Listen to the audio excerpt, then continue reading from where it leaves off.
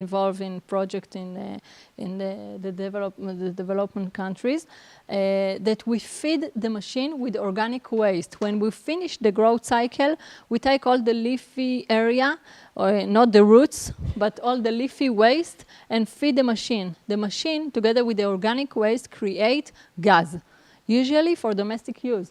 So this area, it's a nice box, but we have inside gas. And also byproduct of the process is a liquid. When we collect the liquid, we consider it as an organic liquid, and we inject it through our system to the next growth cycle. So per the same area, we get, first of all, with irrigation by gravity, we get efficient irrigation cycle.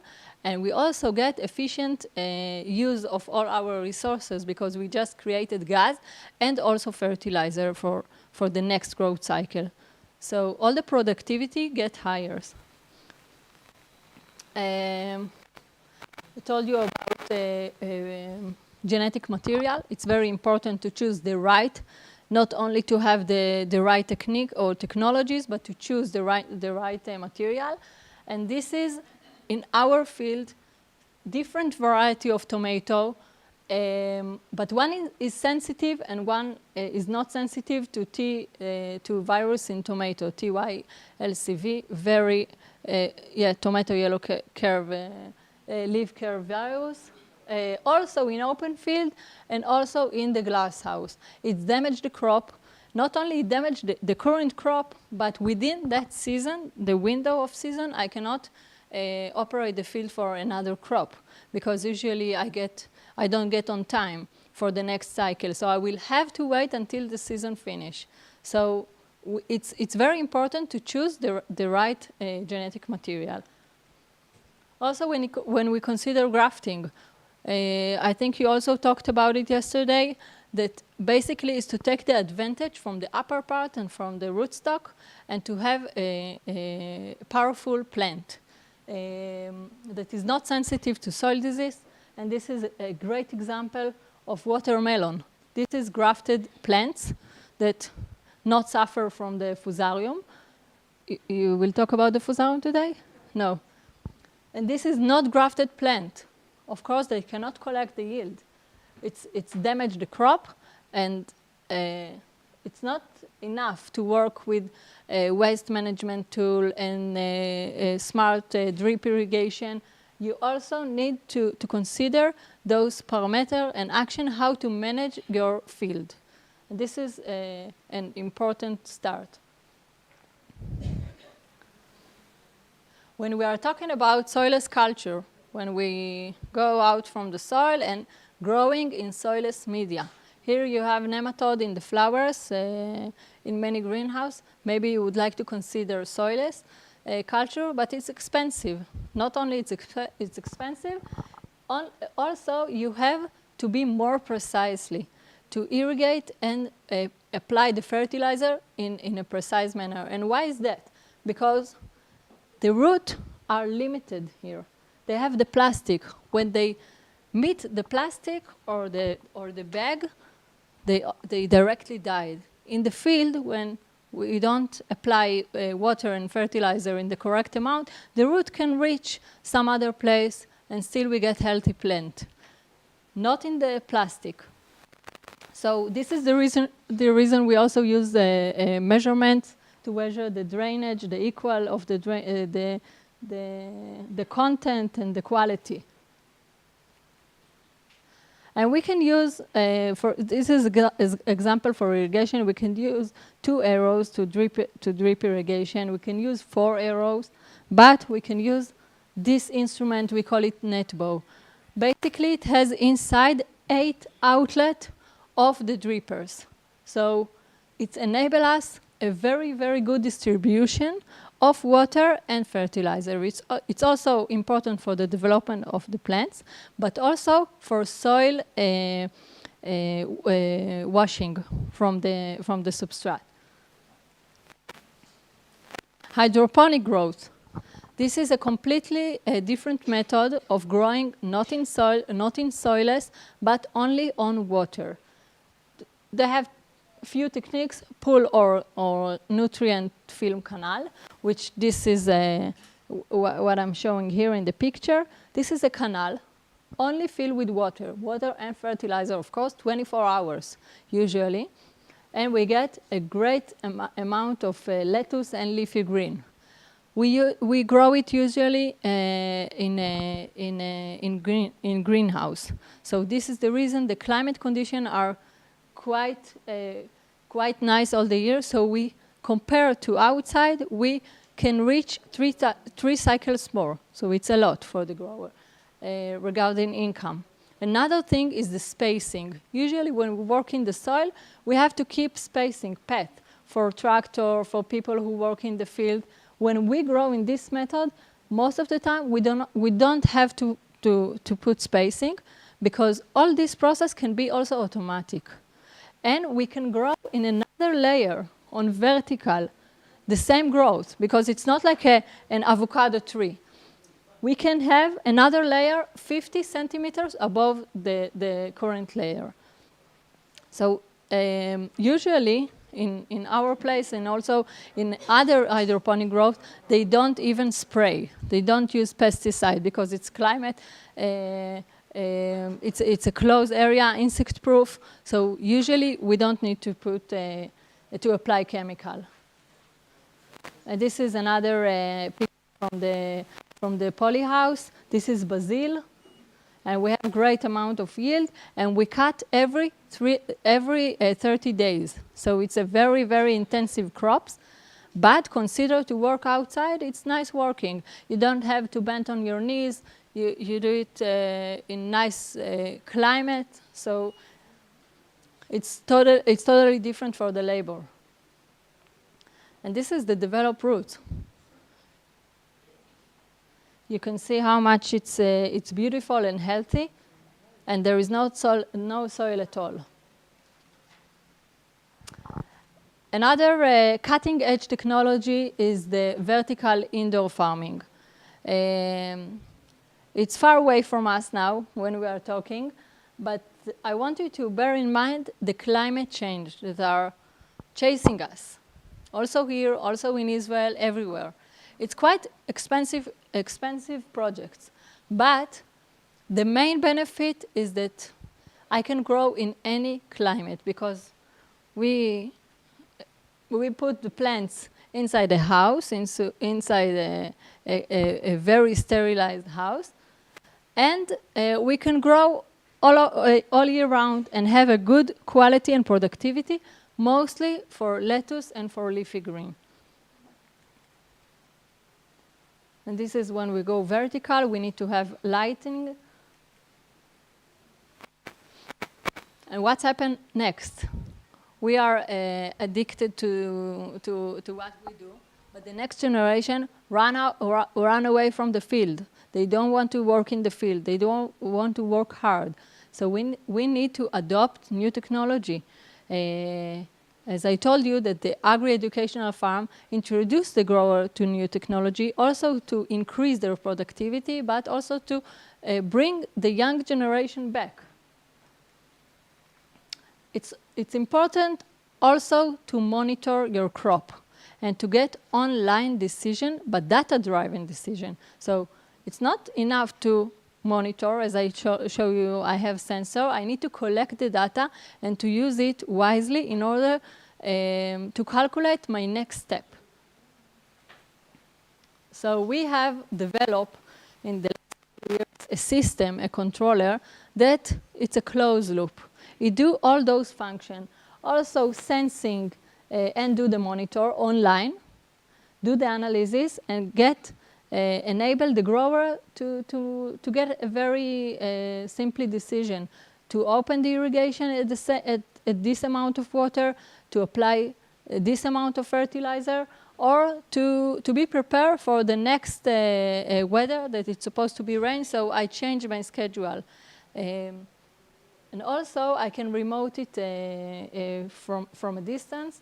I can control it from a distance, so it's a very good thing. I can sit here and and handle my farm. This is what I do. When I open the computer, I can change program. If I have a salinity or something, I can change it.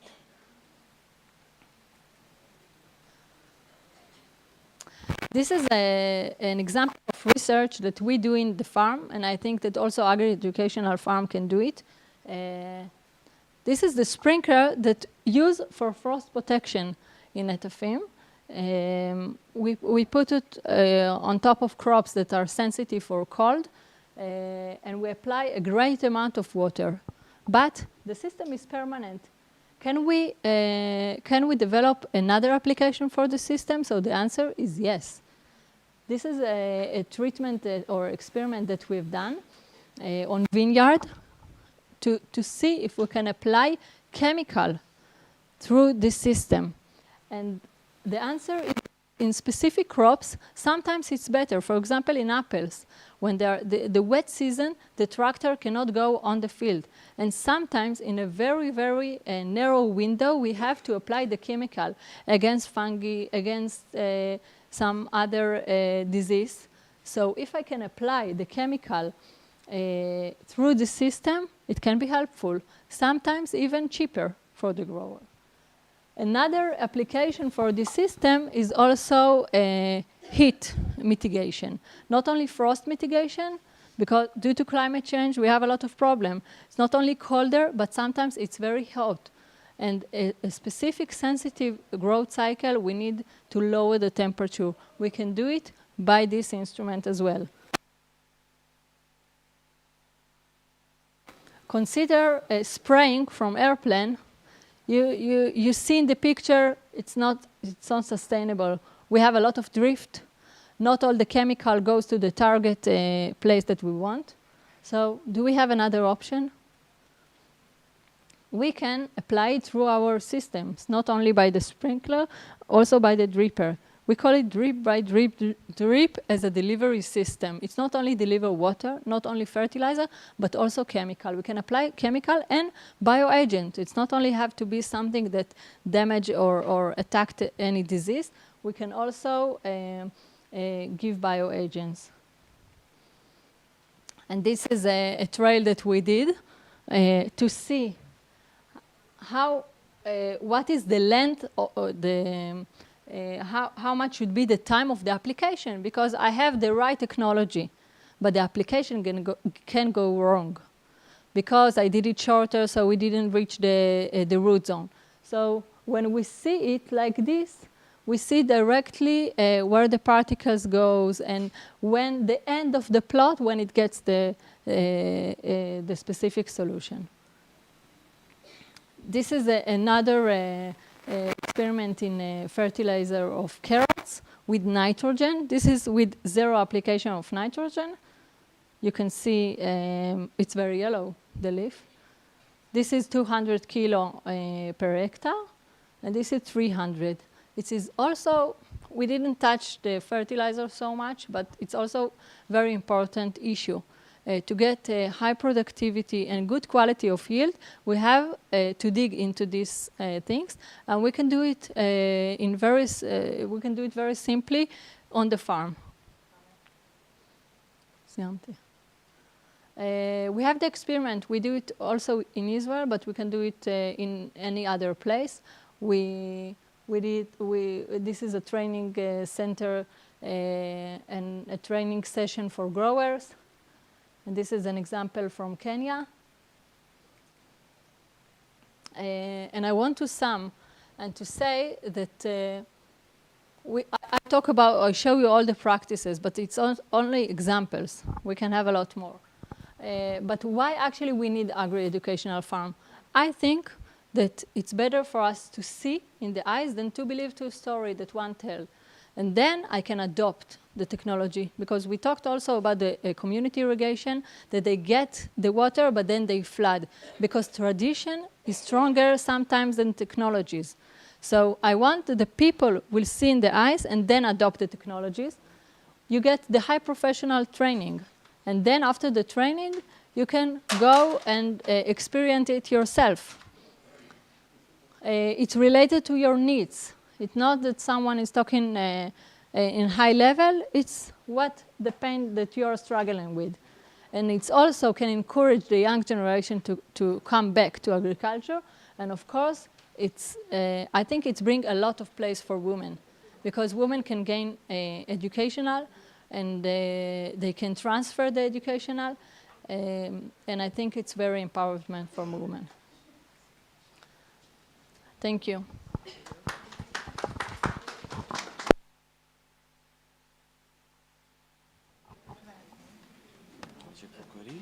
Huh?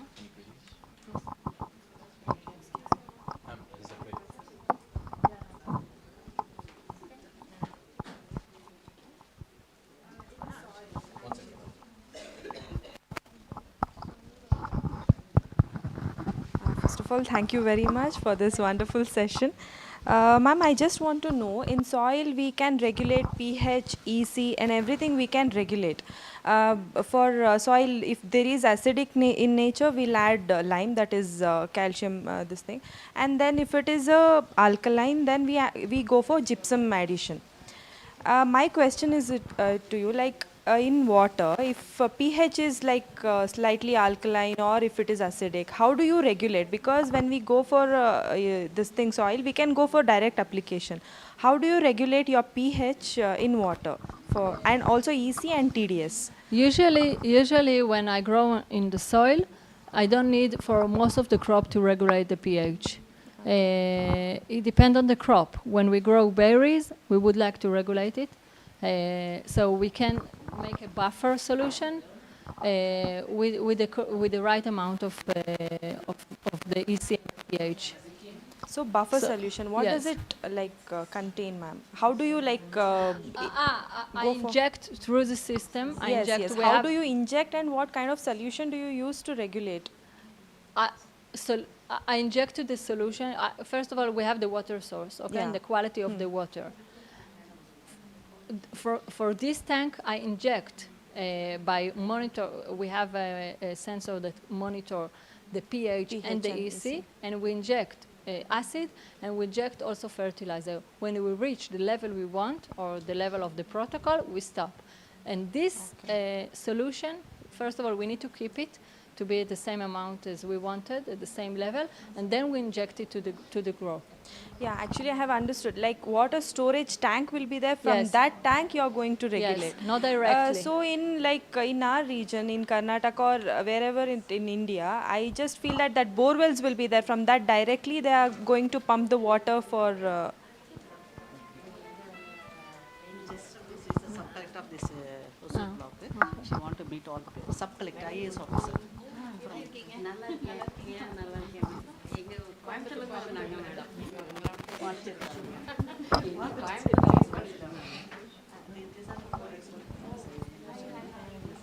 I'm Tammy. Hi. Nice to meet you. Hi. Welcome to India. Welcome. Nice to meet you too. How is it all there? Everything's so wonderful. So I think we came to participate in empowering, but we feel that we have been empowered. Wow. That's a compliment. Thank you. Yes, ma'am. Actually, from that water source tank, you are going to regulate. But when we use directly from the land, this thing, borewell and everything, it's popular here in our land. So we directly draw the water from the land.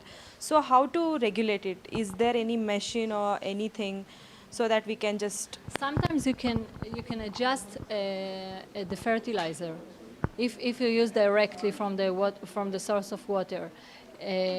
We can use based ammonium fertilizer that lower the pH. So this I use if I use it directly and not with buffer tank. But it depends on the crop needs and the quality of the water.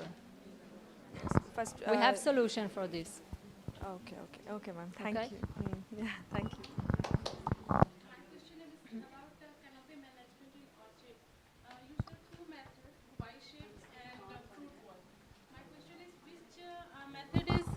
Cost effective and provide high yielding with good quality fruit. So you ask, it's mixed. Because it's very good question. Yeah. High quality, you get it in the fruiting wall at the beginning of until 6 year. It's higher yield, Okay. but the quality lasts long in the fruiting wall. Okay, ma'am. Okay. And do you use and the labor cost is also lower. in when which method? Fruit wall. fruiting wall? Okay. Yes. And do you use any hormone to induce flowering at your place? No, not at all. We Okay. don't need. You use it? Hormone? I'm just asking about do you use any hormone to flower, because in India there are some varieties in mango which flower alternate. Yeah. Yes, that's Okay. an issue to a farmer. Yeah. So it's we have wide range for lemon or the fruiting wall. It's a developing method. Mostly succeed in citrus. Okay. In citrus, we don't use hormone, but in some other crops, sometimes we should or we can use. In mango? Mango maybe. I don't familiar with the methods in Israel, but in olives, what? Now it's grown in olives, in apples. Yes, in olive and apples. Okay. It's practice that we use. Which hormone? Which hormone? I don't know. No, I'm not sure. Next conference we will try to bring an orchard specialist. Okay, okay, thank you. And you can ask also in the WhatsApp, and I Okay, no will- problem. I will. Okay, okay, sure. Thank you. You grow mango? Yeah. Oh, nice. So still, I've been in a plot that they are developed this method, the fruiting wall for mango, but still it's not going quite well in mango. But for citrus, it's for sure it's a good result, It high good works quality. in case of pomegranate also. I Ah. saw in Karnal, Haryana. Yeah. Nice. Thank you.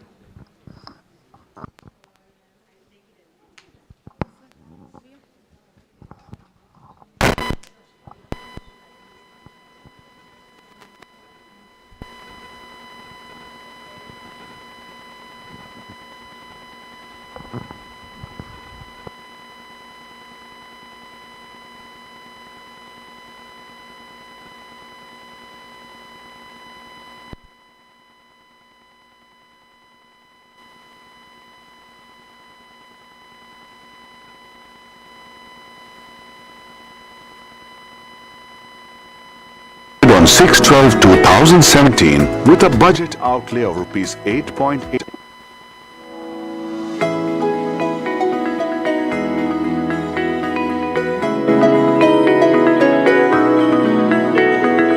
Under the Indo-Israel Agriculture Project, the Center of Excellence for Cut Flowers was inaugurated on 6/12/2017 with a budget outlay of rupees 8.8 crores under the scheme National Horticulture Mission spread across an area of 22 hectares.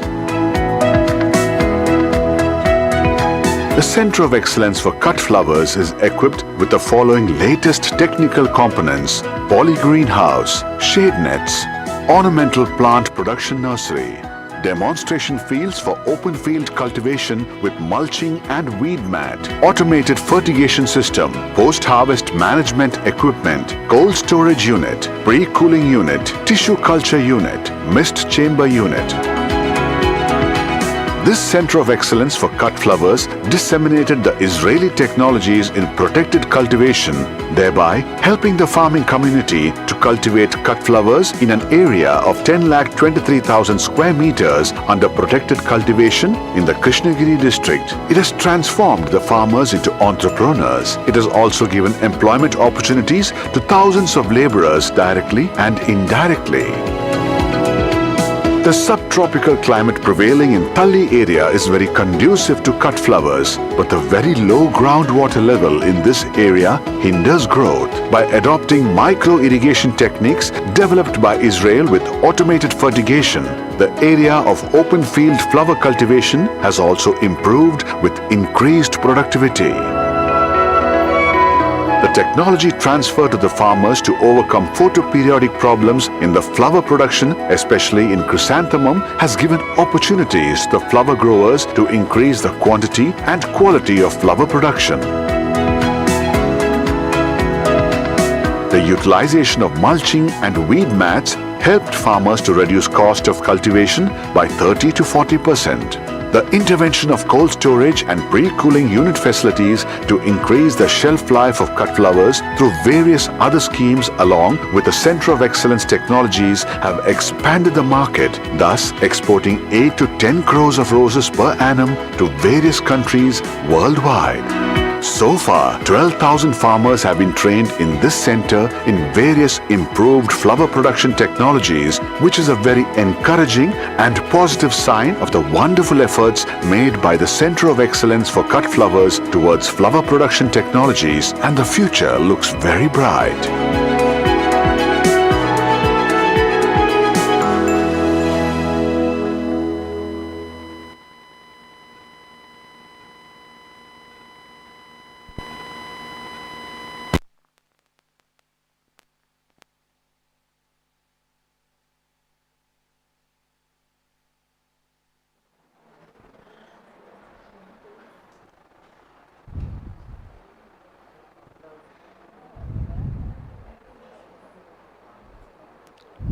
Wait. All my computer is here. So, I will speak now about, I think, four main insects that damage flowers and vegetables because we don't have enough time. First of all, about aphids. There are hundreds of aphid species. The difference between them is by the color, the size, the shape, covered or uncovered with waxy layer. The symptoms that we see is active year-round, mainly and end of winter in Israel, but maybe here is all over the year. The upper leaves became curl at early stage of development and are deformed. The lower leaves develop normally because they are most of the time on the upper side of the branch. The aphids live only on young leaves, particularly on the underside. The young flowers can also become damaged. Flowers can be partially deformed and destroy infected plants. Now I will show the symptoms you see in roses. We saw the aphids here on the flower and also in the upper side. In Ruscus, you saw it also. This is aphids which is covered on the body, also in peony. Yeah, what happened? It's in presentation. What happened? Okay. The aphids are transmitted viruses. Non-persistent viruses are transmitted mainly by aphids. Getting the virus from an infected plant within seconds, the virus is in the plant. Major viruses that are transmitted by aphids are written here. This is the main damage that the aphids do for us. So we have a direct damage and an indirect damage. After they sucking the leaves, the aphids, it's become black. It's a black mold, and when it's covered all the leaves, the plant can die, wilt and died.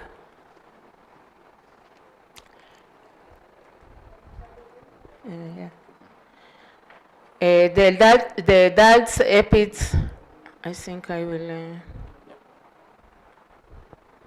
another, we don't have enough time.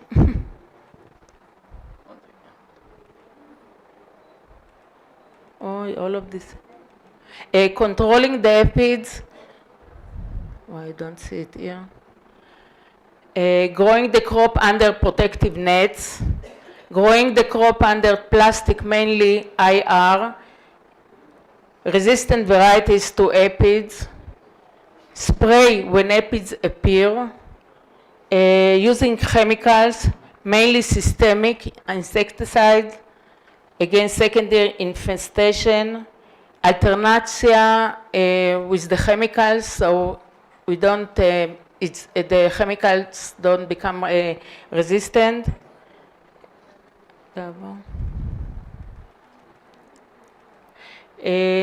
Most of the time the aphids are staying in the weeds around the greenhouse or in the greenhouse if there are weeds.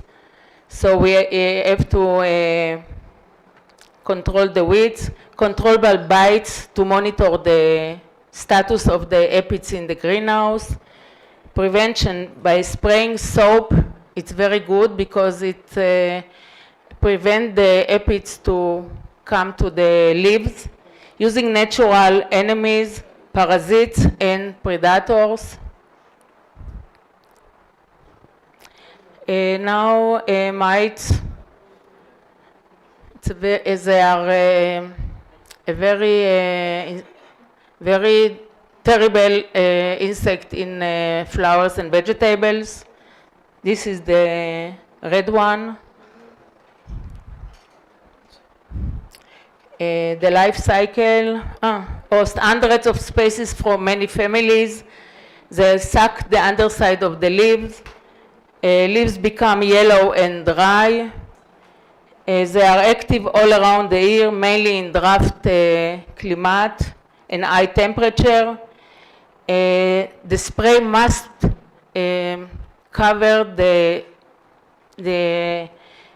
underside leaves because they are only on the underside, not only, but most of the time on the underside leaves. Spray when plants are wet by overhead irrigation or rain. It's also good. Recycle of the mites is from egg to a larva, 2 stages of nymph, and then an adult. 40 to 30 days is the recycle. It depends on the host and on the temperature. Adult lifespan is from 15 to 30 days in summer because the temperature is high. They can live from 3 to 52 degrees, but normal from 16 to 37. And the optimal temperature is from 26 to 30 and low humidity. You can biology, a major pest of vegetables, ornamentals, fruit and trees. They are polyphagous.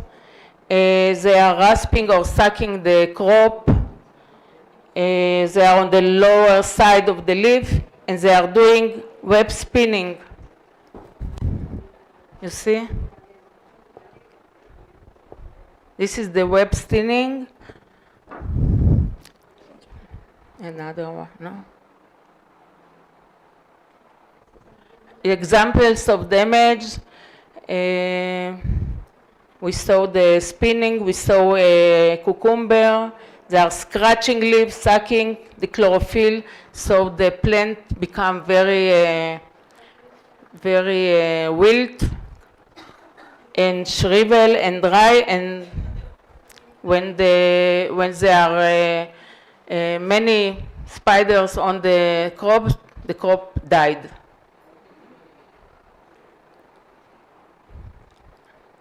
You can go on.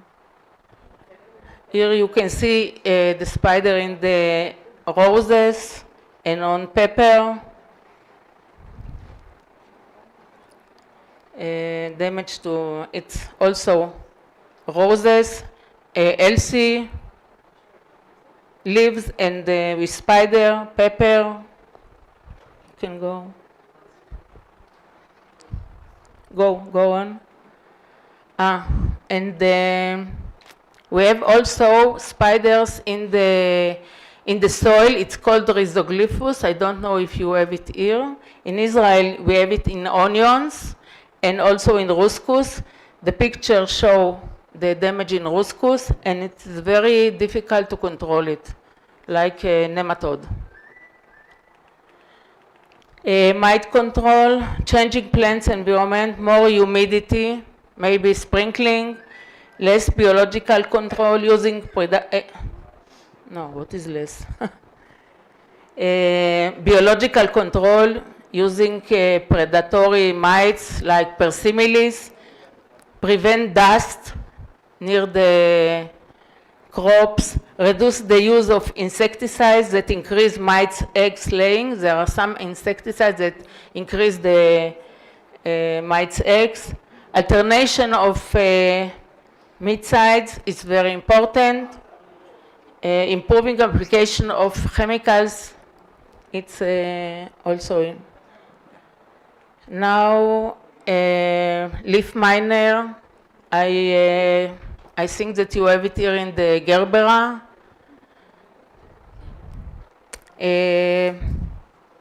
Dark yellow larva, 1-2 millimeter, makes tunnels in the leaves.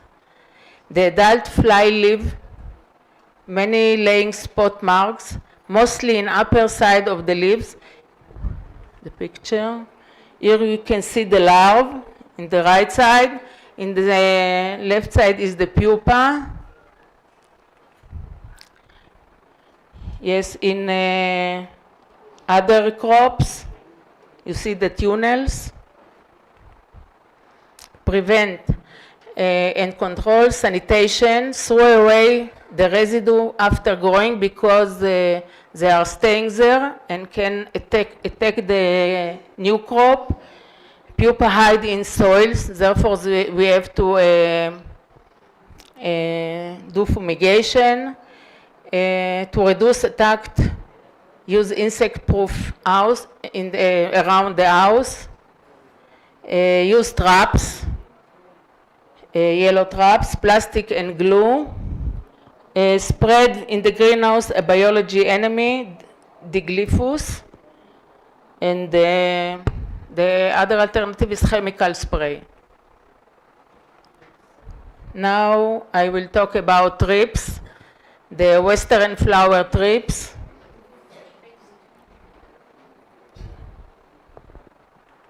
The life cycle is from egg, 2 stages of larva, prepupa, pupa, male and female. We see the female is bigger.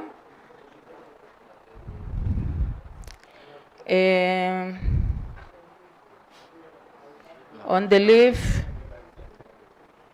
no, white, the larva is white-yellow color, the stylet is red, and she has 2 stages, we said. Main characters is the coma shape, type of eating, scratching and sucking, and make the formation. Many crops are sensitive to thrips: cucumber, pepper, tomato, bean, ornamental, citrus, fruit trees, many. Preventing dust and dryness, chemicals, acaricide, biological predators, mites. Some mites can eat also the thrips, beetles, and more. Now you can see how it looks after the scratching, necrosis, twisting, direct damage.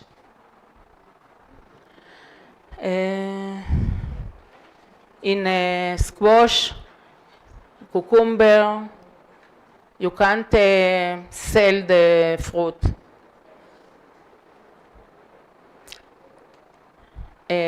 Rose flowers looking very bad, and they are the larvae stay inside the petals, and it's very hard to spray it. The spray don't go inside. So it's better to pick up the flower and throw it out from the greenhouse. This is limonium, the formation of the flowers. Not more. Limonium, also bronze color, a good leaf, infected leaf, and also the flowers of limonium. This is the indirect damage by virus that the thrips can transmitted in pepper. Oh, you can go on. In tomato, controlled by chemicals or biological predators. Net also can help to prevent it. You see the thrips can't go inside the greenhouse. The net is a barrier for the thrips. Whitefly, I think you know it also. Yellow, Bemisia tabaki, worldwide, yellow body, white delicious wings, sucking by the mouse parts she has. You can go on. Optimum, the temperature 27 to 30, mortality when the temperature is more than 46. In summer, 40 days, one generation, in winter, 60 days. But in the greenhouse, the temperature in Israel is also in the winter is warm because the heating, so we have it all over the year. 500 species are hosts, rapid resistant to insecticides, because there are 3 races of the whitefly, so one chemical can kill one race and another chemical the other race. You must know what race you have in your greenhouse or in the field. Life cycle, the eggs laying on the lower side of the young leaves. What more? An empty skin of pupa after the adults goes out. Damage we can see in roses, in cotton, in cucumber. When there is a black mold on the leaves, it's a very great damage. Indirect damage is the transmitted of the viruses. You can go on. You see the damage from the virus.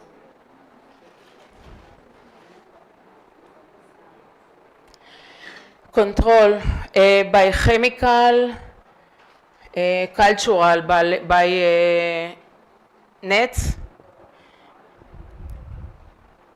You can see here one row of growing that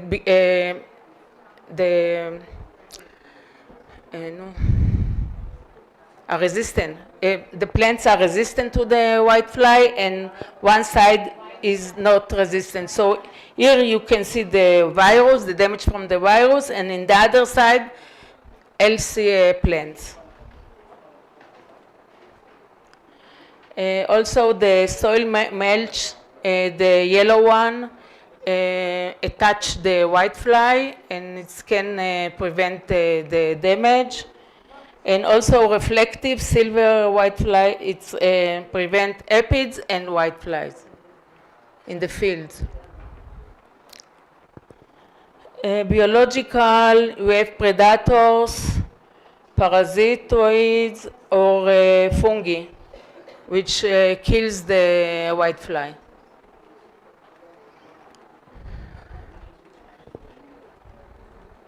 Now we are with mouse. I think yesterday in the dance show we saw very much mouse. They were flying in the... They were dancing together with the dancers. I don't know if there are some of mouse that are doing damage for the crops, but there were mouse because the color was brown and gray, and maybe they are most adults are active at night. Life cycle is with eggs, larvae, pupa, and adults. Minimal developing in temperature is 12 degrees. For example, Spodoptera littoralis, which we call Prodenia, if you know, eggs 3 days, larva 16 days, pupa 7 days, pre-oviposition is 2 days, and total is 28 days.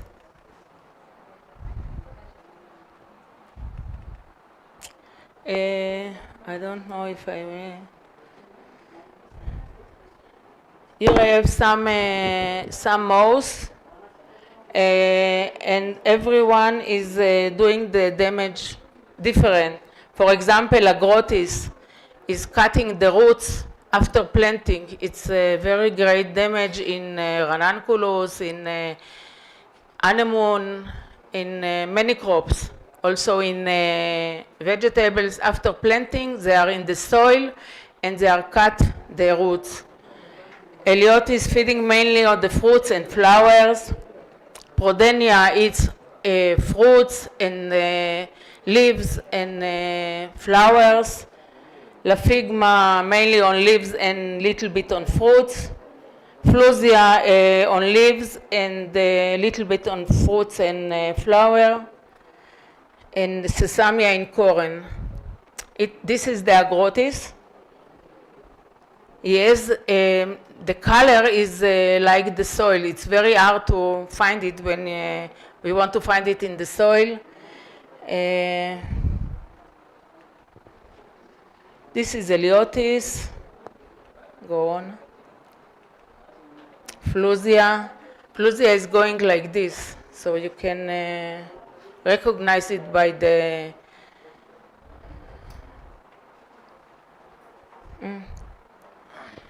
main host of the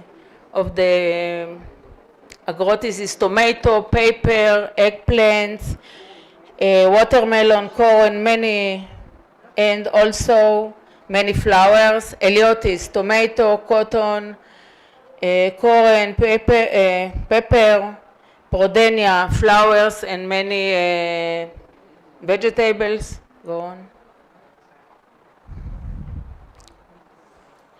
And I want something to tell you that in Israel, the trend now is to control the pest is by IPM, Integrated Pest Management, and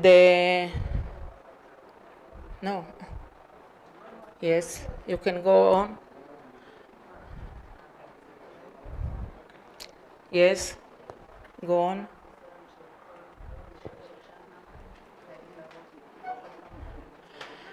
And the IPM approach is a desire for an optimal yield, not always the maximum. Chemical control only as a last resort. The use of biological means, the use of beneficial, local or important, rearing of beneficial and their distribution every season or ever more frequent, like persimilis, like other predators. The adoption of pesticides which do not harm beneficial, decreasing the amount of chemicals and improving application techniques, safety measures for the consumers, farmers, and environment,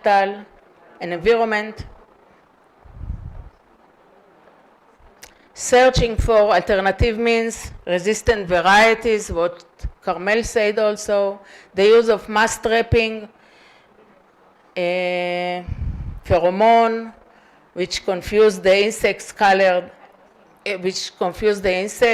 colored sticky traps, which I saw it in your greenhouses here, trapping crops, the development of few new plastic sheets,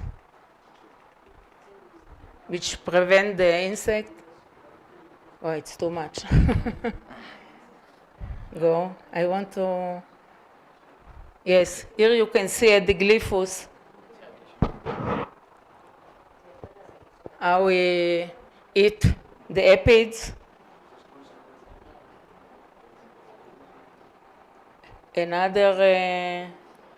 Another predator, a biological enemy.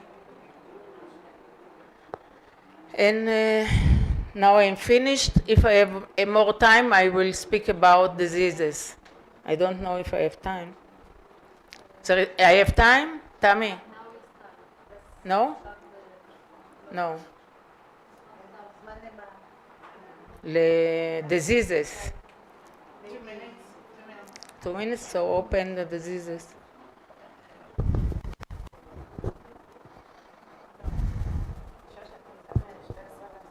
מה? לא, שיפתח את זה. You can ask question till he found another lecture. No, הם מכירים את כל המזיקים. You know all the insects. מה? יש לי מצגת של מחלות. לא, אמרתם, אז לא. Okay, so not. No, they said no. Okay. Let's close this. Okay. Where is the? רגע. One second.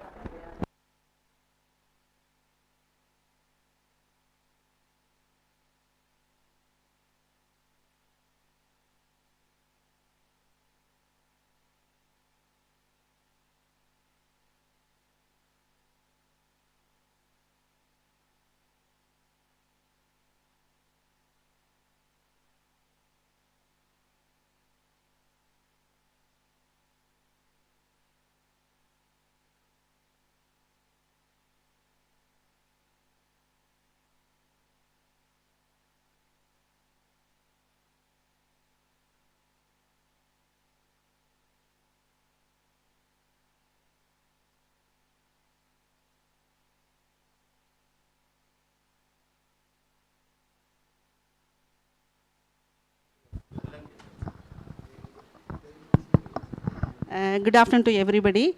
It is my immense pleasure to welcome our Hosur Regional Division Sub-Collector Madam, Saranya Madam. Ma'am, please come to the stage.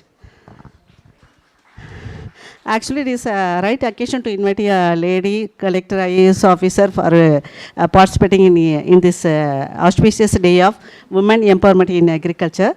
Yesterday we visited, requested her. She is on the way to visit the other fields. So as soon as we called her, she wholeheartedly coming here and to bless us in the occasion, ma'am. Please. So thanks to the team from Israel. Always the relationship between India and Israel has been very constructive, and this is one big demonstration of this constructive relationship. So thanks to the team from Israel. We all can give a wholehearted applause for this team. Thank you.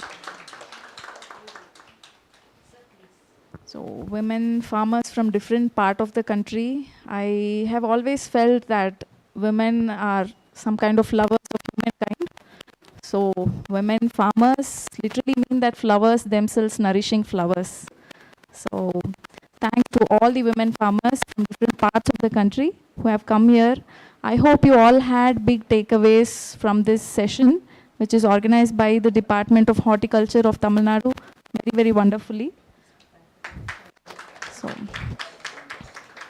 and it's my pleasure that it's happening in Hosur when I'm here. I feel that you would also appreciate the place and its beautiful weather and the colors around. Thank you so much. It's very good for me to have met you all. Thank you. Thank you, Sub Collector Madam, and I request Mr. Yair Eshel on behalf of Mashav to present a memento to you. Thank you. Now I request our JDH Madam to present a memento on behalf of Department of Horticulture, Government of Tamil Nadu.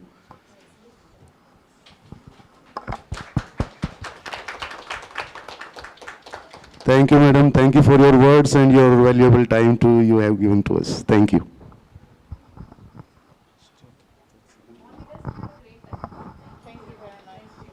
Thank you, Madam.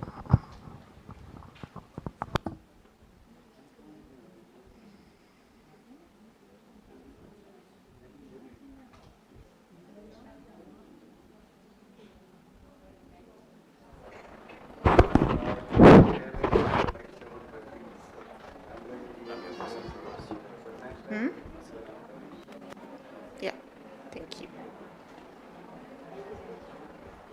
This is fine. Can you do? Yeah, I just need the order. It's fine. Okay. It's fine like this. Thank you. Hi, everyone. Again, nice to see you again.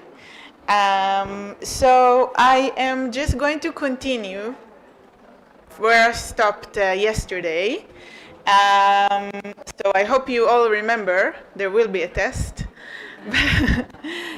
But yeah, wait. This is not right. Just a second. Rega, I needed to start. I needed to start. Just exit. Exit and go down. So, over here. Over 23. On 23. Yes, thank you.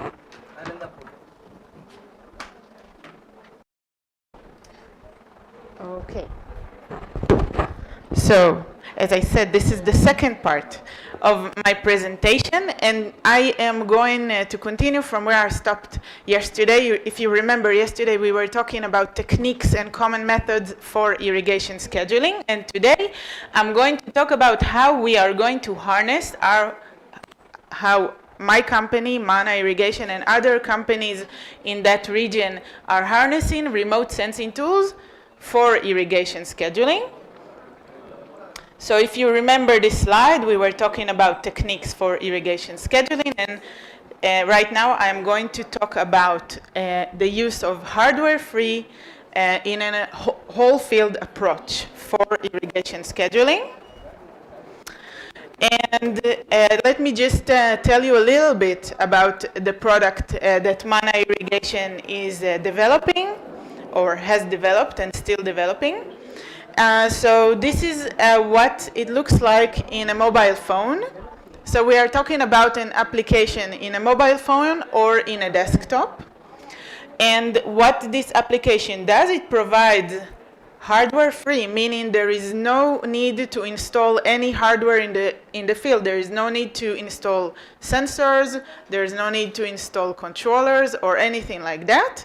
You can just go online, mark your field, enter some details, and then you can begin to receive the service. As I said yesterday, you are welcome to try it. Just go online and you can start a free trial and try it yourself. So the application, it provides daily irrigation recommendations and also crop monitoring maps, as you can see in the example over here. And I will show you a little bit more about it later.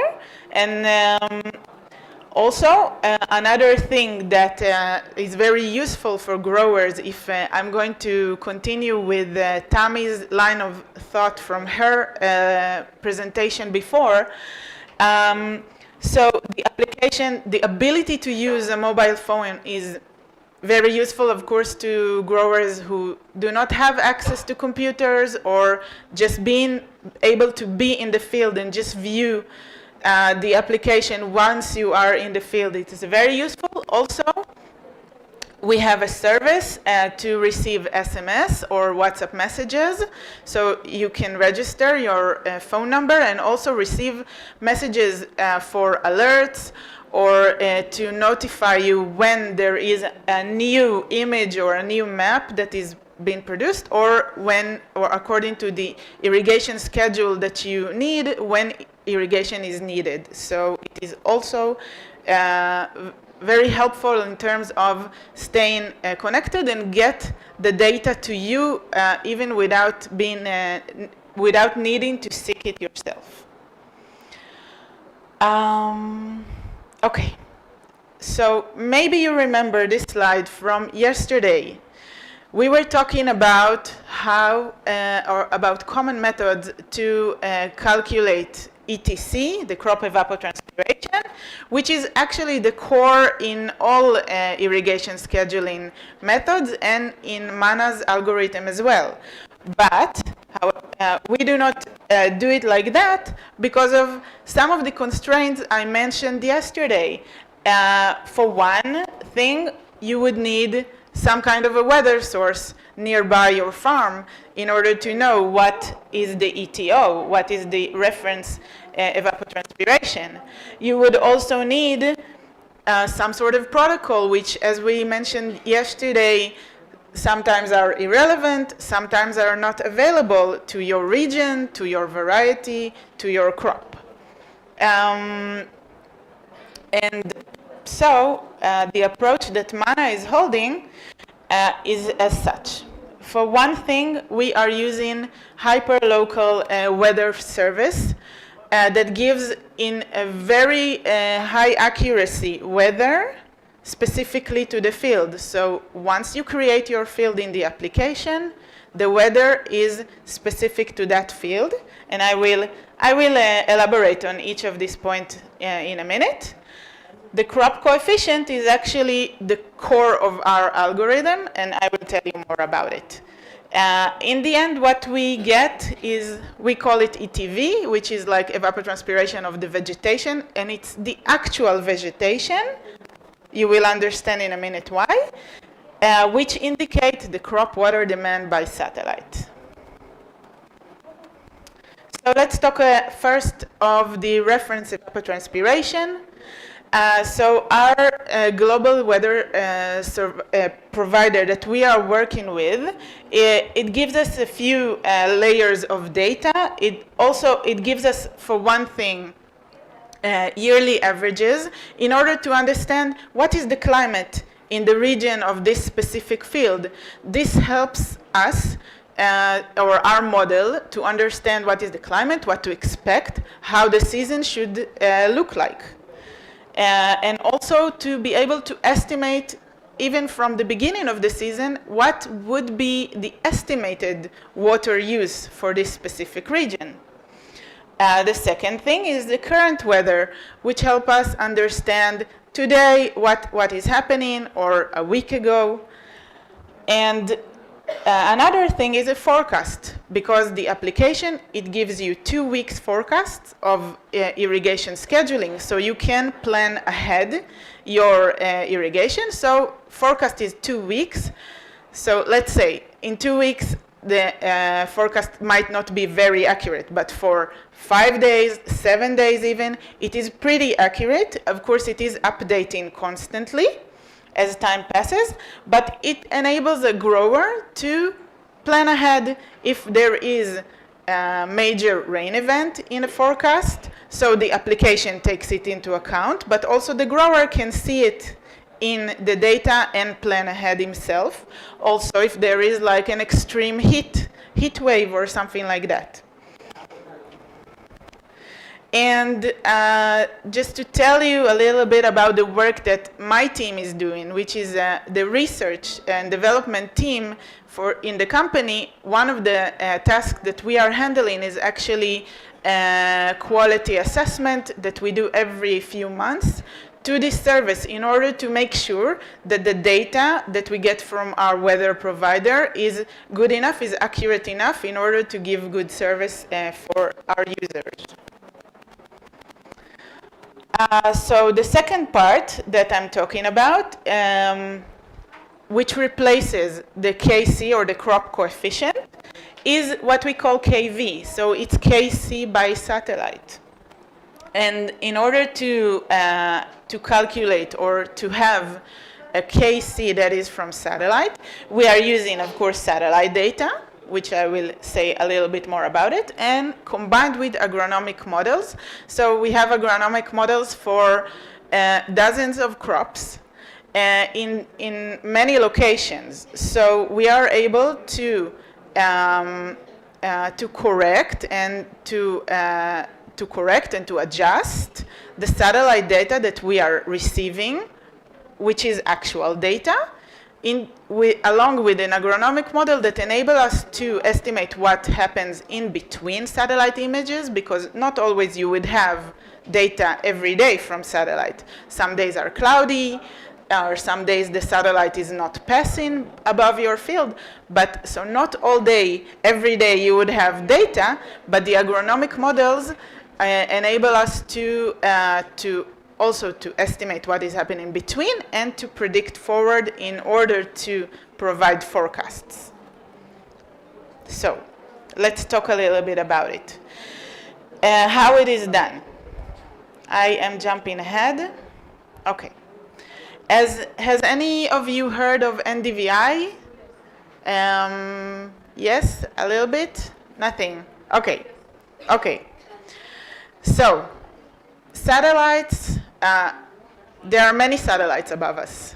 And more and more satellites are being launched as we speak. But the satellites that do exist, some of them has cameras, multispectral cameras that actually take pictures, images of every area on Earth in a schedule, okay, in a known schedule at a specific time. And this multispectral, actually, it contains many wavelengths of image. So we know image that we take, for instance, in our cameras or in our cell phones, it has 3 wavelengths, RGB, red, green, blue.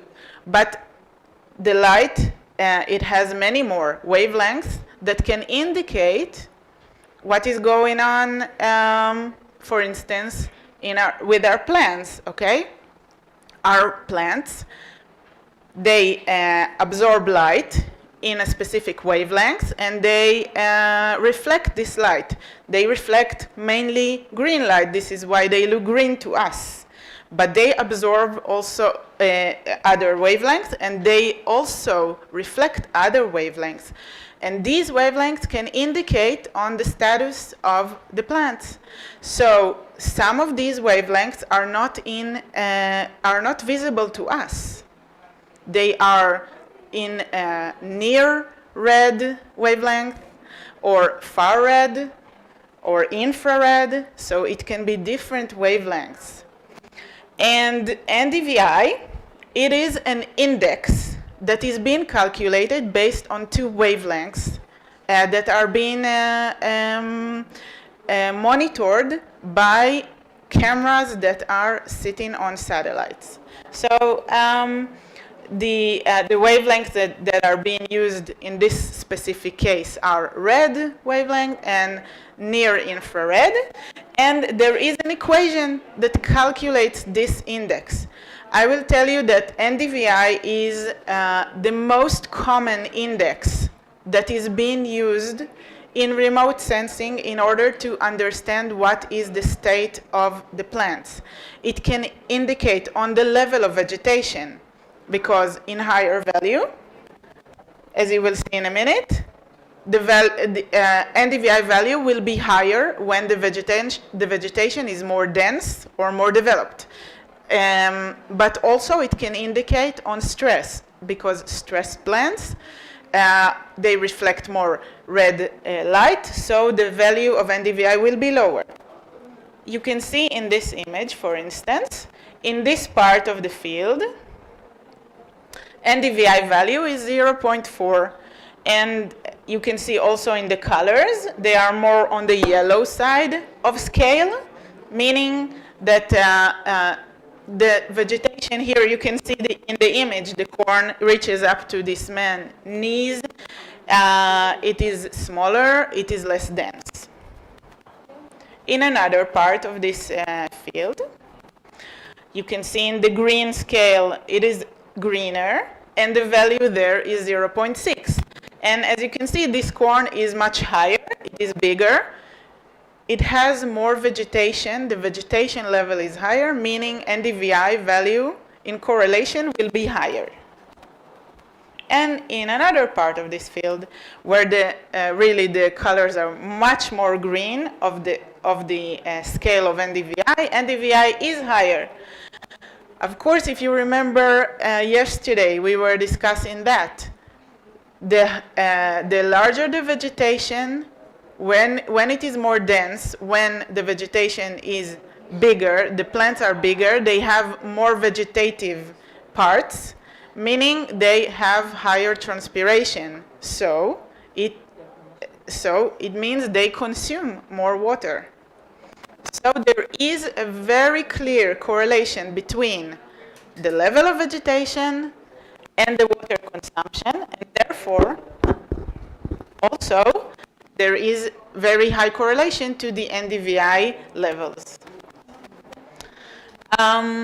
Okay, so I said there are many satellites up in the air right now. Not all data is available to us or to my company or even to you as private people, but some is. Okay, you can see these are the satellites that we are actually using, and the two first satellites are NASA's satellite Landsat 8 and ESA, which is the European Space Agency satellite Sentinel-2. These two satellites, they overpass every few days every part of the world. And as you can see, Sentinel-2 he even has very nice resolution, 10 by 10 meters. In a level of the field, it is very good information. The data from this or images taken by this satellite are free and they are available to everyone. So if you want, I can send you a link later. You can even access it yourself. Another satellite that we are using is PlanetScope. It's a constellation of hundreds of microsatellites. It's a private constellation, but because there are hundreds of microsatellites, meaning that almost every day one satellite would pass above your field and take a picture of what is going on in your field. Also, the resolution for these satellites is much higher. You can see it's a pixel size of 3 by 3 meters, meaning even we can look at smaller plots or get more detailed maps. And another source that we are using is also a satellite from the European Space Agency called Sentinel-1. This satellite is a radar satellite. It is not spectral, so it is a little bit different in technology, but we were able to use the data that received by this satellite as well and to transform it into an NDVI value. And the power of this data is actually being able to penetrate clouds, because other satellites, if there is a cloud above your area, then you would see a cloud. You will not see your field. But the radar satellite, because it is sending a signal and receiving a signal, and it penetrates cloud, then it enables us to get data even on cloudy areas of the world or cloudy periods.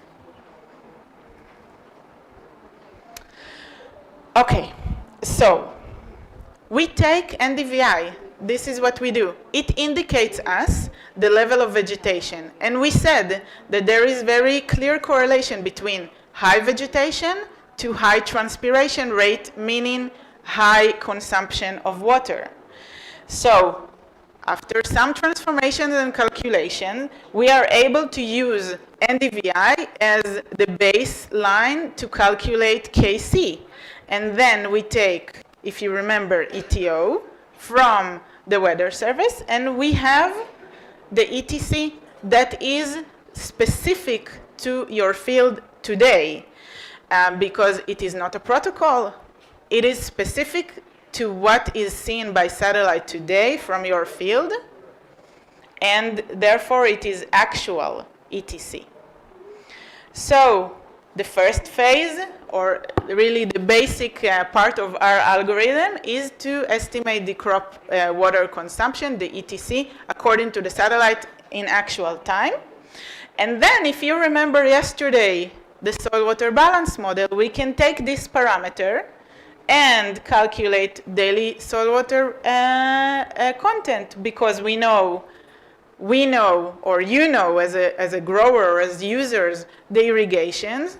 We know the rainfalls from the weather forecast or the weather service, and if it's not accurate enough, there is also always the ability to correct it according to the local measurements, and to calculate how much water are missing today from your field.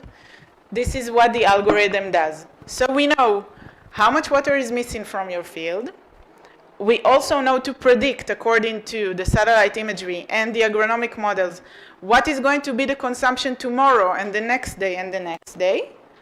And then we are able to calculate an irrigation recommendation. We know when it is going to be critical to irrigate. We also know how much you would need to add, how much you would need to irrigate in order to fill up, to refill the depleted water.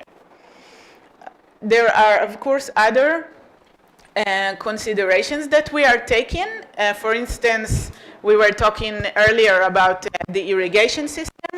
So, of course, an irrigation system, one has a specific efficiency and another would have a different efficiency. If it's a subsurface drip line, it is always almost 100% efficiency, meaning that every drop of water that you apply actually reaches the root zone. While when you are irrigating using flood or other method like linear or pivots or sprinklers, not all drop of water will reach the root zone, so the efficiency is different. And we can take all of these parameters together in order to correct and adjust the irrigation recommendation. So I need to finish completely. Okay, that's fine, that's fine. Not completely, no? 5 minutes. Okay. Okay, I will just mention that the application also has the ability, it does not require hardware in the field, but if you have, or if like a regional area has a weather station, or if the grower has controllers, it also has the ability to integrate and receive the data without the farmer need to update the irrigation if he did something different. I wanted to mention actually 2 other solutions that are also giving irrigation scheduling solutions. They are actually our competitors, but I do want to mention them because one of them, Irisat, over there, is actually working in a very similar method to ours. But this one, IriWatch, is working in some kind of a different method because it is using other wavelength from satellite, the thermal bands. So it actually senses the temperature of the leaf and the plants. When they don't have enough water, they are heating up. So through satellite, there is an ability to sense it. Not in a very high resolution, but there is an ability to sense the temperature and to understand if the plants have available water or does not, and to schedule the irrigation accordingly. And so I wanted to show you some results, but I will go forward because we don't have enough time. Anyway, this is like an evaluation that we did, or it is a validation that we did to our ETC estimation. But I think this graph is very important because what it shows is the variability in fields. So what you see here, each and every line here represent a corn field in the same specific region in Austria, and all of these fields were planted around the same time, but they are different varieties or different hybrids of corn. And you can see how variable the growth of these fields different time, okay? Like for instance, this one, it started really strong in the beginning and it reaches maximum really fast. While, for instance, like let's take this line, this one is really, it's not very strong plants, it's not a very strong hybrid, it stays low. And so what MANA can do, or the data that is coming from satellite, the actual data, it can help understand what is the actual need of the field. Because if we were working with a protocol, we were irrigating all of these fields the same way. But you see, you understand that, for instance, on this day, these plants do not use the same amount of water as these plants. These plants have much more vegetation, meaning they consume much higher amounts of water, while these plants consume much little amount of water. So they do not require the same irrigation amount. And I just want to show you, this is what the application looks like, and if you will enter and try it, which you are very welcome, you will see it. But I wanted to show you really quickly 3 more slides about the crop monitoring, which is, it is not related necessarily to irrigation, but it is a very powerful tool for every grower to be able to see a bird view of his field, okay? What we cannot see when we stand nearby the field or even inside the field, there are some things that we cannot see. For instance, you can see here, so this map is NDVI and it indicates the vegetation level. The greener, meaning the vegetation is more dense, it is more developed, it is bigger. But sometimes you are able to see maybe some spots within the field where the development is different. So it can indicate maybe a beginning of a disease or insects. It can indicate sometimes malfunction in the irrigation system, okay? Clogs, for instance, in the irrigation system, and this area does not receive enough water. It can also be the opposite. You might have leaks of water in your irrigation system, and then you will see some parts are more developed than the rest of the field. So to be able to see uniformity and just to go with your mobile phone, you can see your location. You can actually go into the specific place and take a look around and see what is going on there. The other map that we have in our crop monitoring, which is very useful, it is called crop wetness. And it indicates the level of wetness or water content, but not within the soil, but within the plant.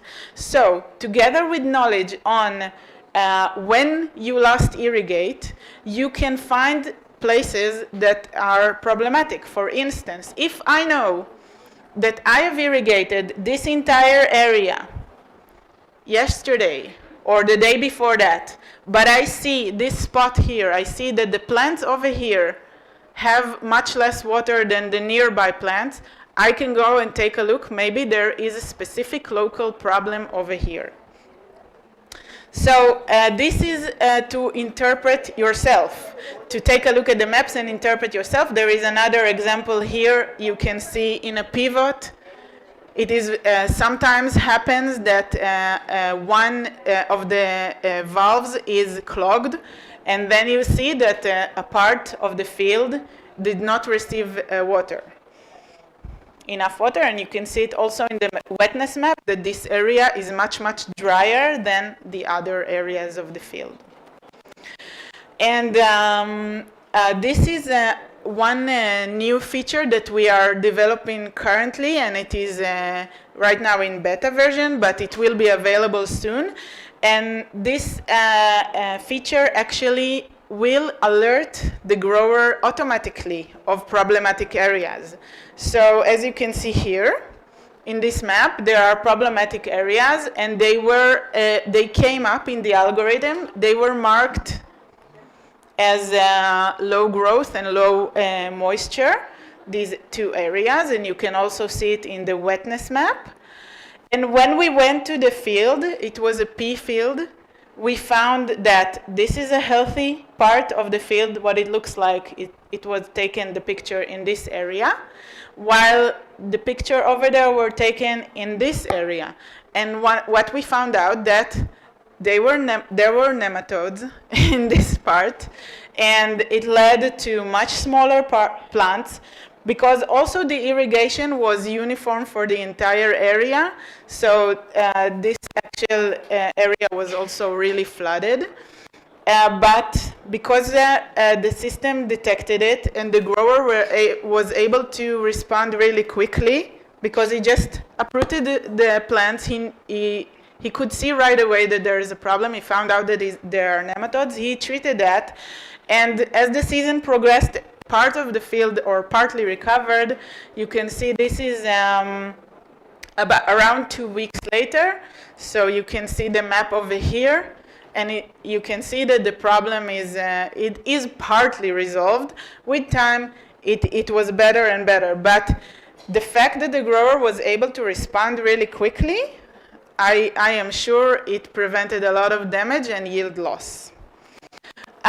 Okay, so I'm not going to show you this experiment because I don't have time, but you will have it in the presentation. And I want to thank you really for listening. And if you want to ask anything, you are welcome right now, or to talk to me later, to write to me, whatever. Okay?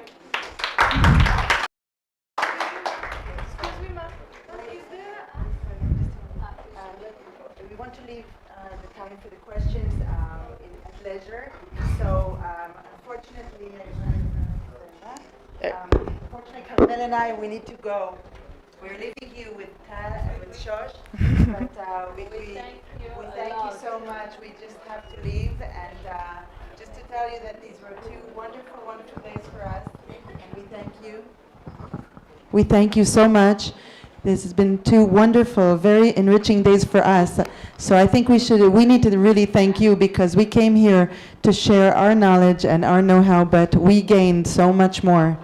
And I think everybody agrees. Definitely. So, okay, so we're leaving you, again, we're leaving you with Tal, we're leaving you with Shosh. You can continue asking questions and discussing. And we say thank you. We're on with you with the WhatsApp group, and we will continue to keep in touch.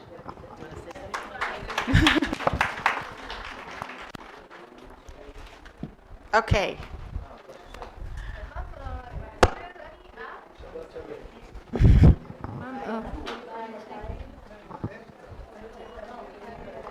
Is there any app which tells all these things which you were telling? Yes. So the name I wanted to know of that app. What? Name of the app. Yeah. So you can enter manairrigation.com. This is the site of my company, and you can start free trial and download the app. Okay, so it's in the computer and desktop, but it's also in mobile. So it's on the site? Yes.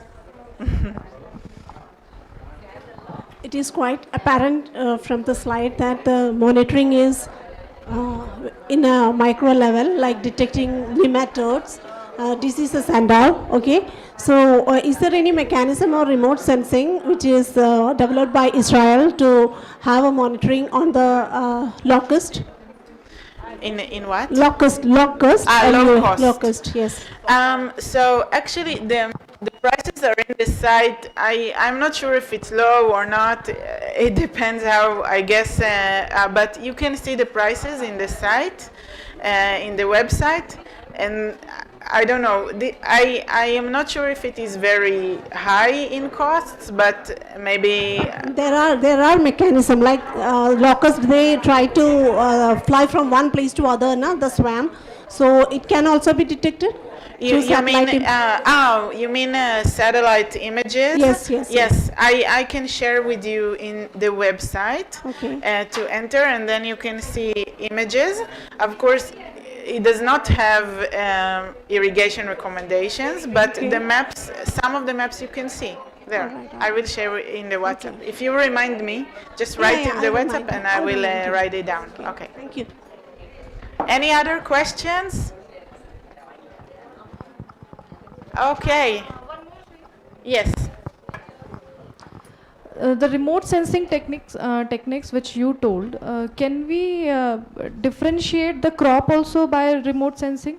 Like potato or a particular area of potato being grown, a particular area of cauliflower being grown. Can we differentiate So that data? are you asking if we are able to detect by satellite which crop is it?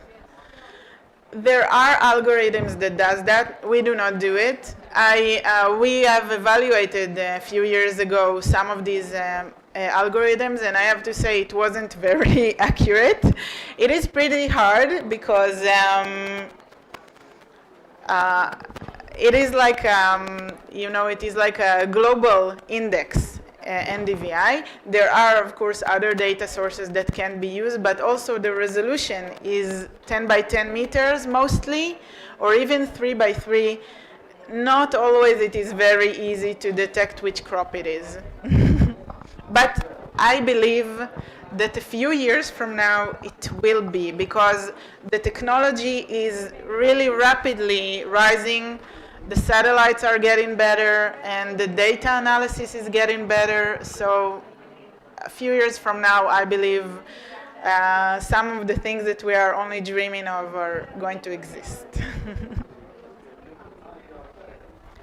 Any other questions? Okay, thank you very much.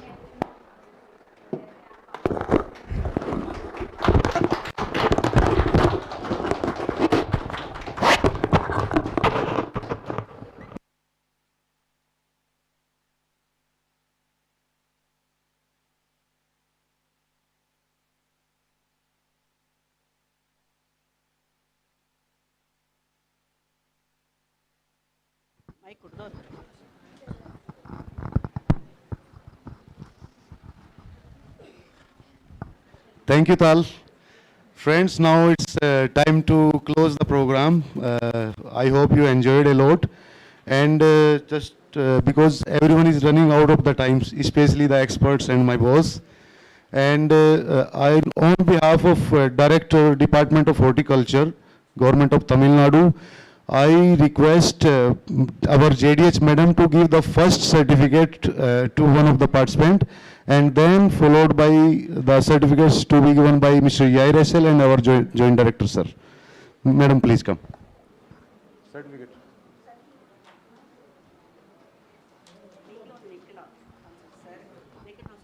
No, first you give and then they will give. So who is there, the first one? Okay, I'll give you the mic. So we call Dr. Asha Vansi from Madhya Pradesh. We selected this person because he asked so many questions, interested in report. So we selected the name, even though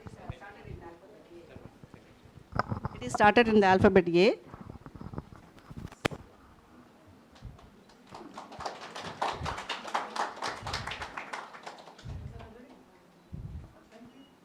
Thank you, madam. Now, Mr. Yair and sir, joint director, sir, please come and start giving us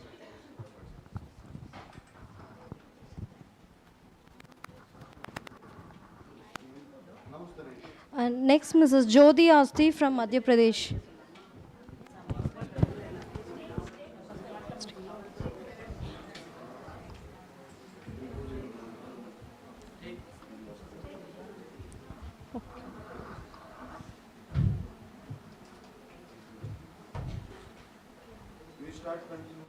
Next, Mrs. Archana Nahar from Madhya Pradesh.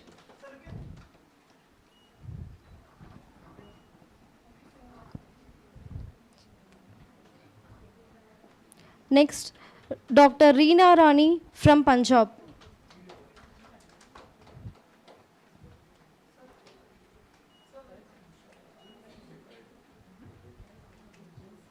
Next, Dr. Manpreet Kaur from Punjab.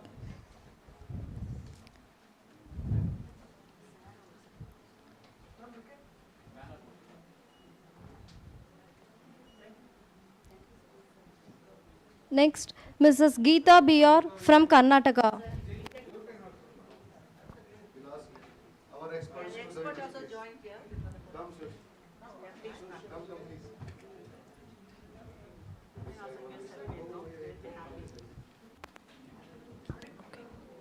Next, Mrs. Geeta.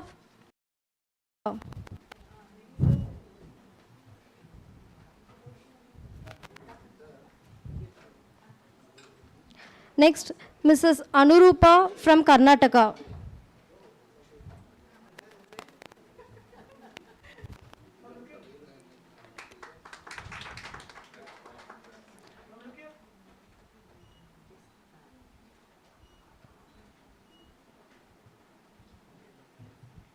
Next, Ms. Namita from Karnataka.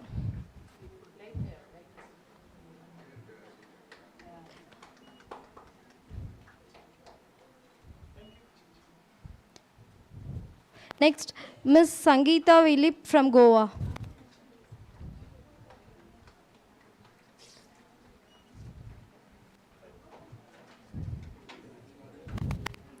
Next, Ms. Milan from Goa.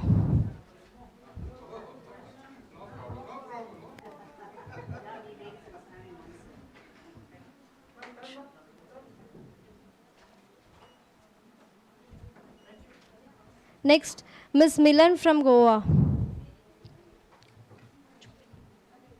Next, Jovita from Goa.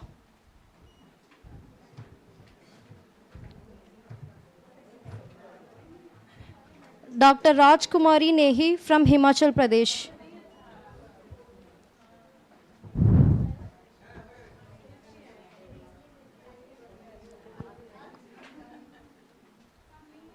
Dr. Chandrabala from Himachal Pradesh.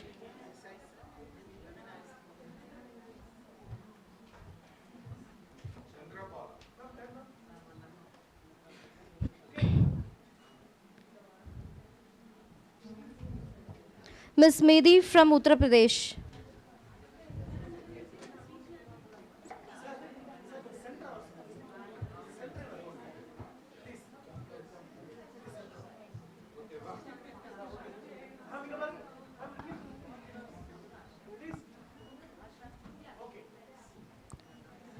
Next, Ms. Shivani Tomar from Uttar Pradesh.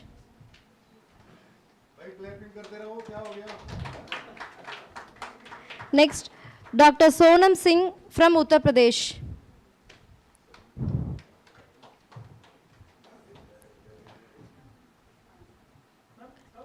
Next, Dr. Poonam Singh from Uttar Pradesh.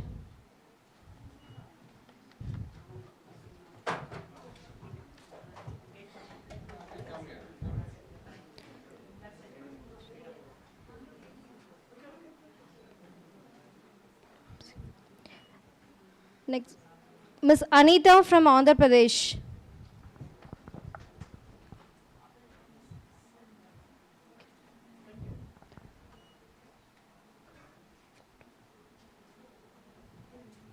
Ms. Kirtana from Andhra Pradesh.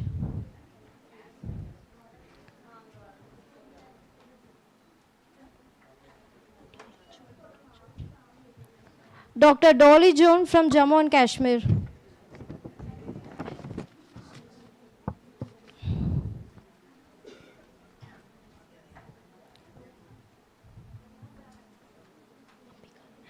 Dr. Ambika Rani from Jammu and Kashmir.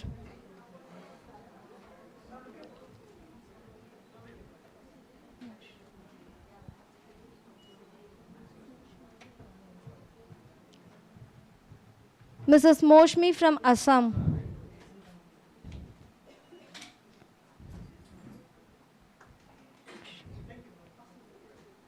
Dr. Nilakshi from Assam.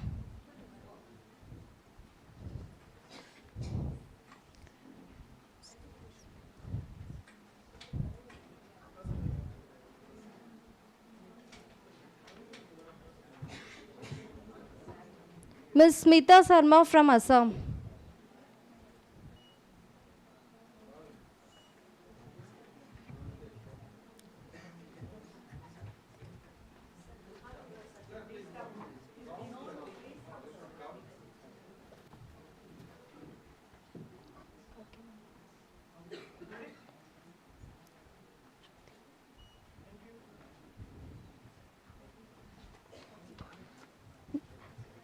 Ms. Jyoti Konwa from Assam.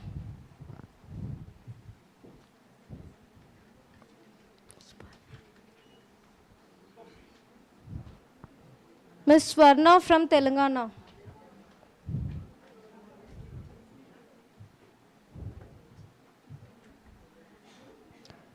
Ms. Aishwarya from Telangana.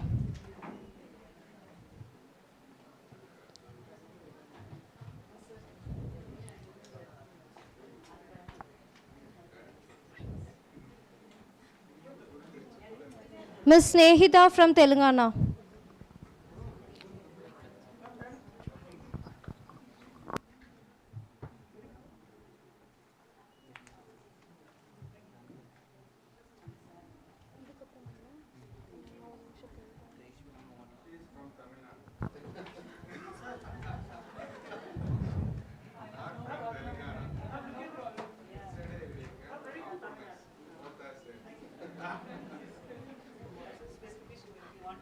Mrs. Jyoti Konva from Assam.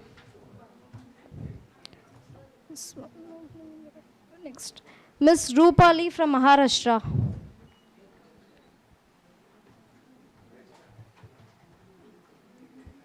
Ms. Sureka from Maharashtra.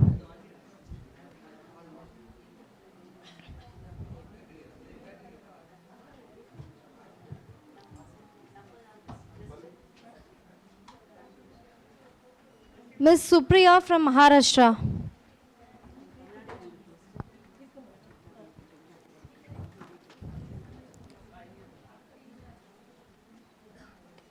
Ms. Sonali from Maharashtra.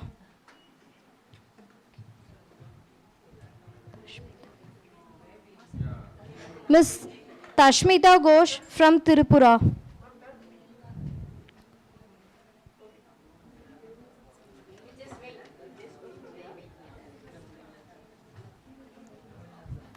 Dr. Dolly from Tripura.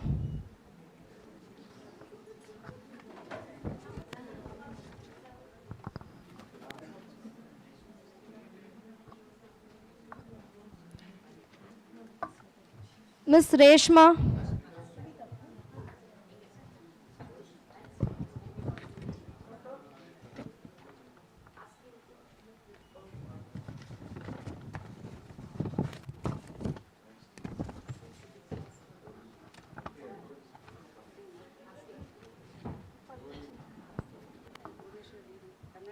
Okay.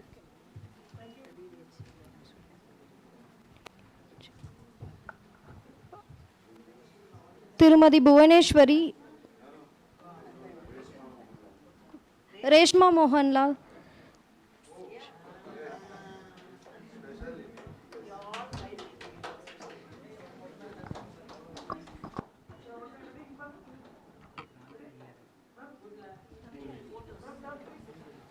Next, Dr. Grandi IRI.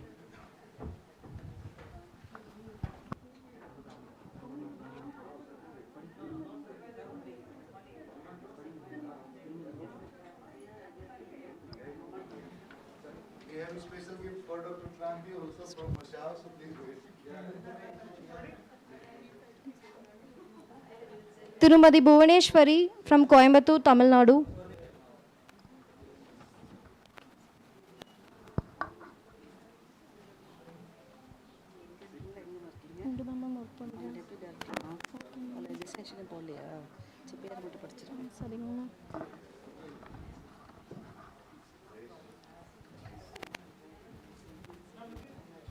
Thank you, Dr. Kranti.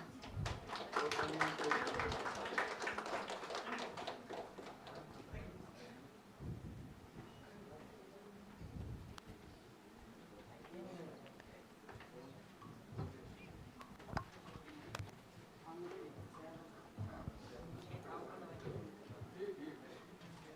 Tirumati G. Malini, DDH, Dharmaburi.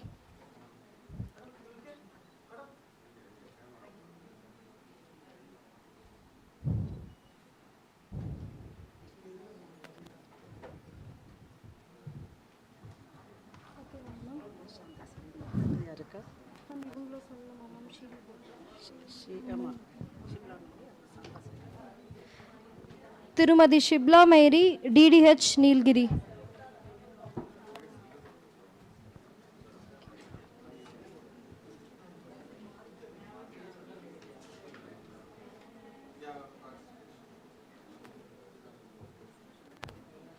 திருமதி Maragathamani, DTH, Erode, Tamil Nadu.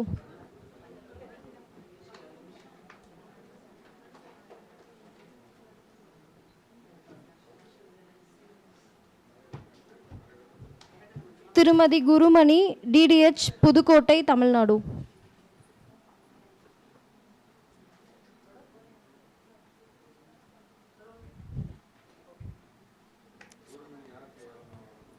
திருமதி T Shantha, DDH, Chengalpattu, Tamil Nadu.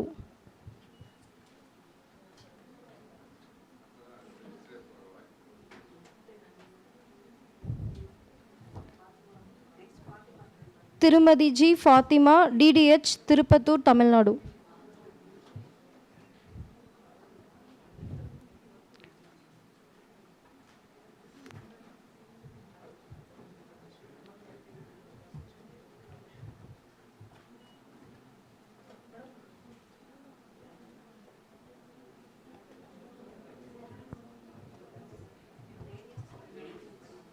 Doctor K Anitha, ADH, Nilgiris, Tamil Nadu. திருமதி Priyanka, ADH, Dharmapuri. திருமதி Deepa, ADH, Dharmapuri. திருமதி Kalaivani, ADH, Dharmapuri.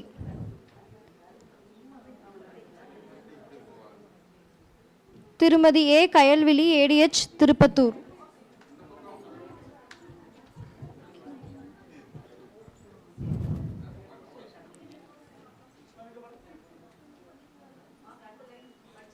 திருமதி Sivasankari, ADH, Krishnagiri, Tamil Nadu.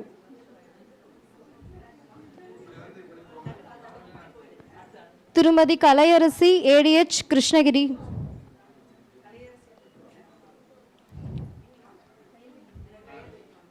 திருமதி Vinay Jennifer, ADH, Krishnagiri.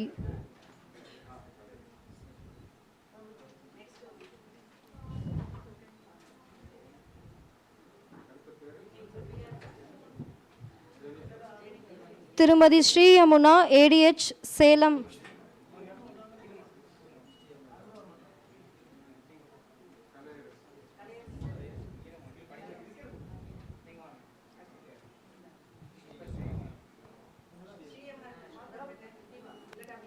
திருமதி Gnanapriya, ADH, Salem.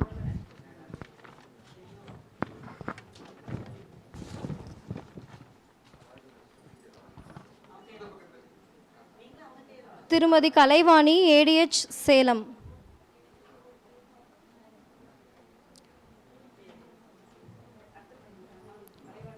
திருமதி Vinodhini, ADH, Salem.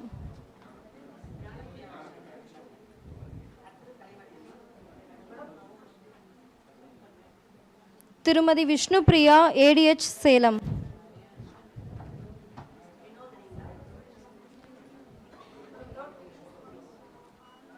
திருமதி சசிகலா, ஏடிஹெச், சேலம்.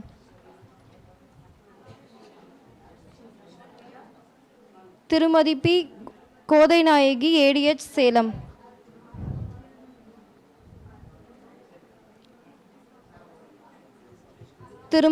திருமதி ஜி சரஸ்வதி, ஏடிஹெச், சேலம்.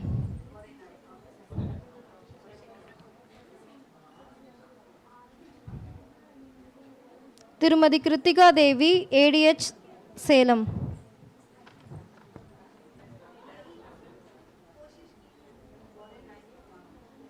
திருமதி அனுஷா, ஏடிஹெச், சேலம்.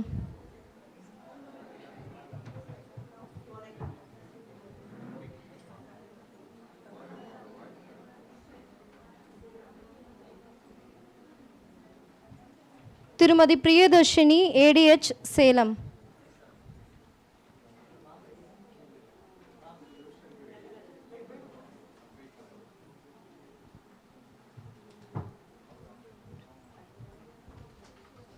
திருமதி ஐஸ்வர்யா, ஏடிஹெச், திருச்சி.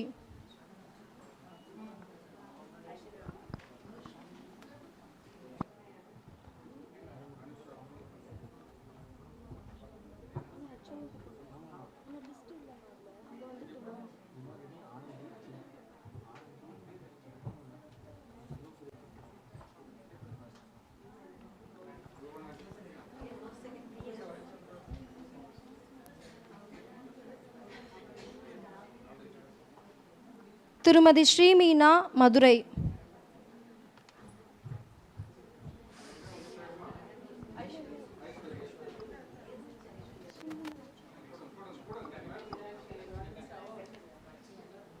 ஷண்முகப்பிரியா, மிஸ் ஷண்முகப்பிரியா.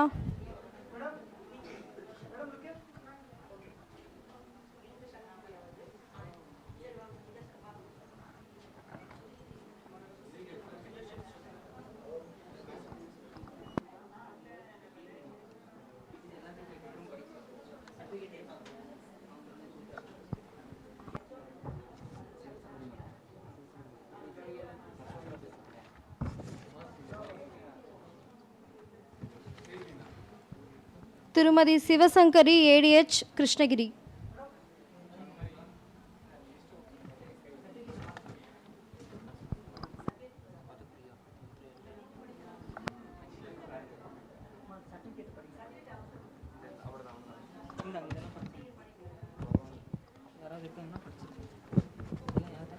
திருமதி Bhuvaneswari, ADH, Tirupattur.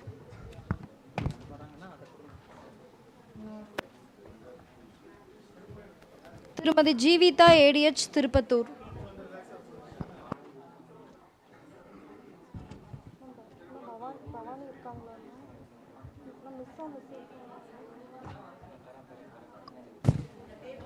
Miss Bhavani, HO, Dindigul.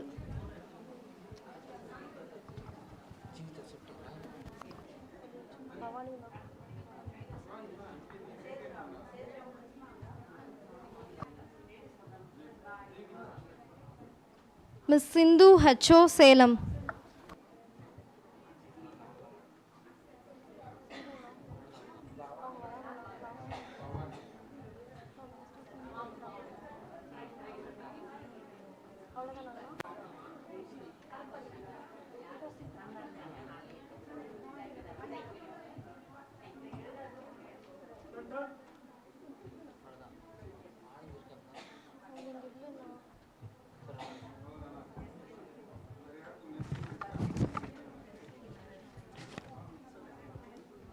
I kindly invite the first birthday baby here on the stage. We are going to cut a cake for the birthday baby now. It is the first birthday of the baby, so we want to celebrate it together, ma.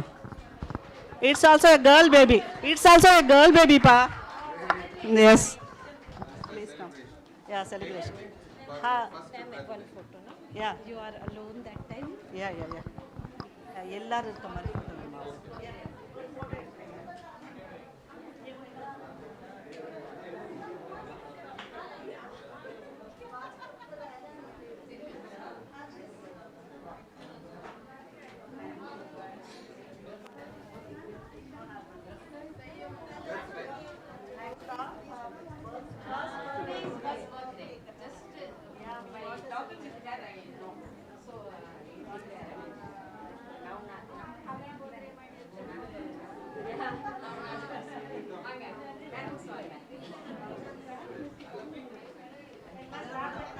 It is a woman empowerment. It's a girl baby. We are going to celebrate the birthday of the girl. She will become the very big entrepreneur, empowerment woman, girl. All the wishes of us goes to her.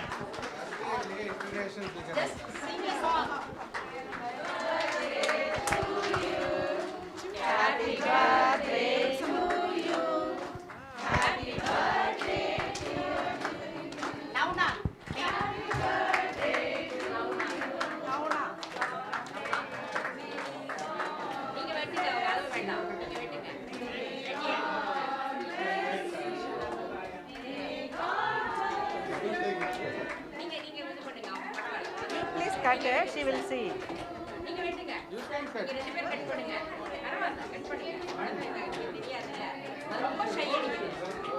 Don't force her.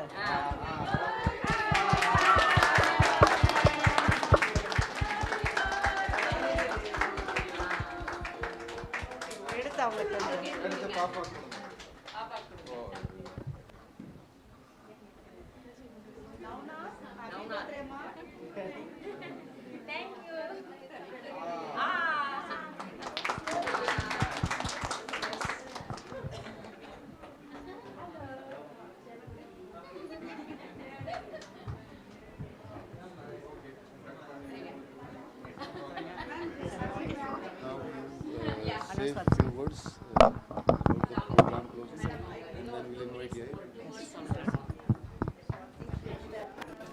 Everyone will be hungry, but just I will take 2 minutes. Thanks to thanks to all internationally in one word. Okay, my English is not too good like English Sri Devi. But our plan is actually planned at 11th hour, but it executed very well, and especially thanks to all team all over Tamil Nadu, India as well as Israel. Thanks to all of you.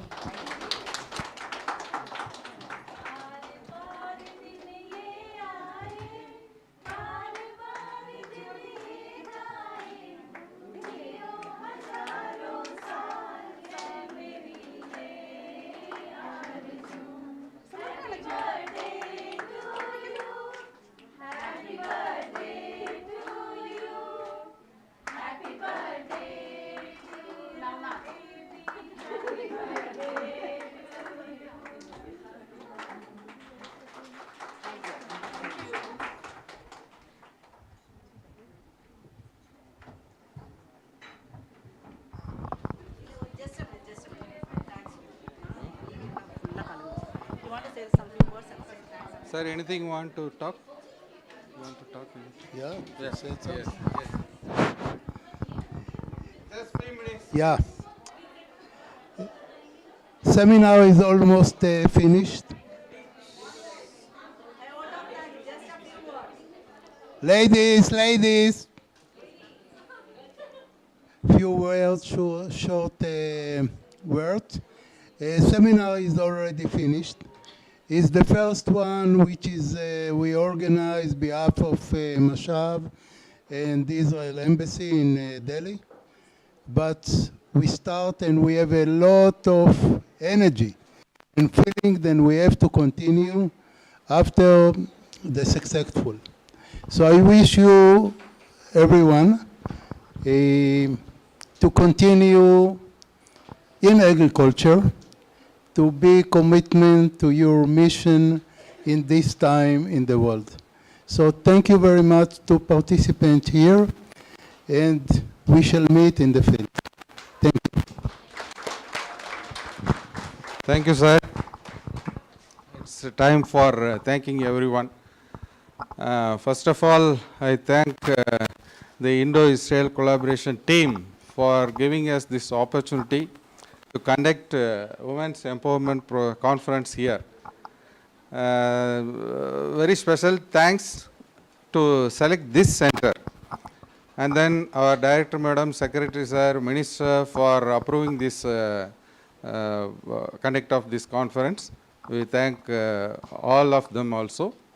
And then the team who arranged here, not on all levels, from AHO's levels to labor level, and then deputy horticulture officers, assistant directors, and who some of them have been deputed from other districts also. They have also done their job wonderfully. Actually, this hall has been created. I can say it is created just 15 days old only. From the previous day, this all comes to complete shape.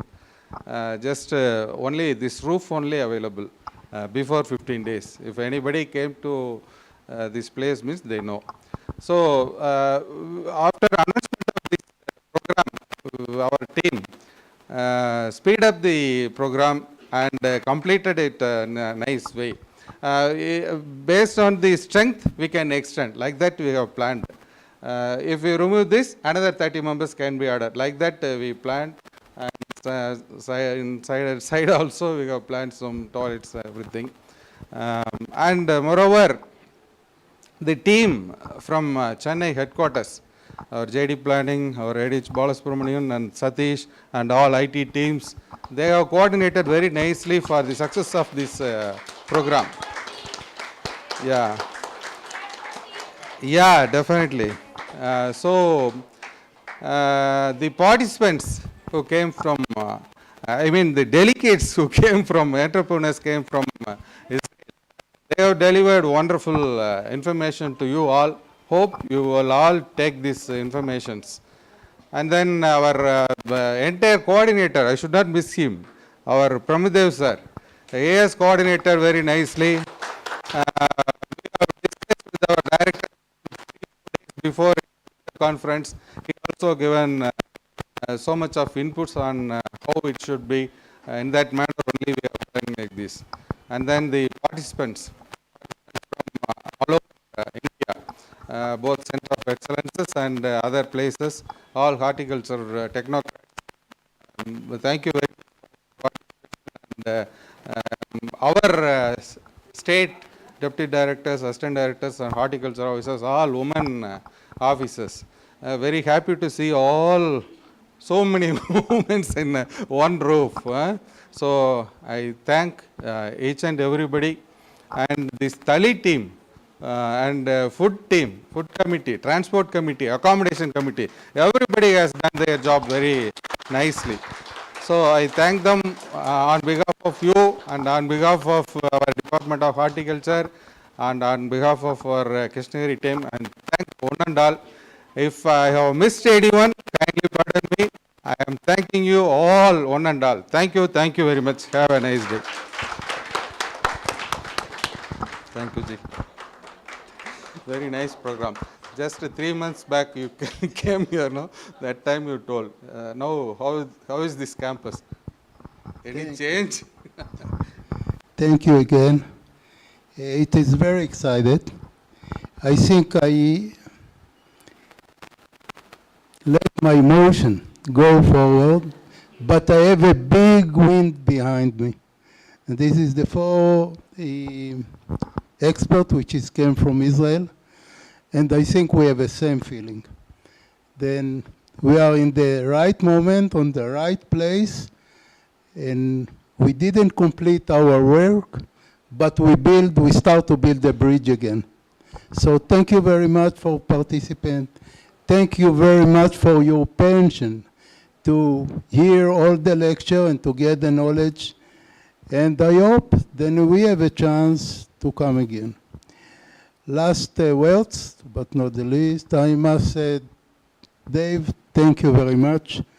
Without Dave, it's not happened. So I would say that the last 2-3 weeks to build it from 0 till 100, it was amazing. Usually when we start to organize a seminar, that we finished last week another seminar, it takes few months. And here, it takes few days. So again, thank you very much for the support from the horticulture minister, and behalf of the big support from the minister, which is published today in the newspaper, and I hope you can read it. Then 100 farmers from Tamil Nadu is in the way to Israel. So this is commitment. Thanks for the staff which is support us. Thanks from the general manager from the center. Yeah. Please.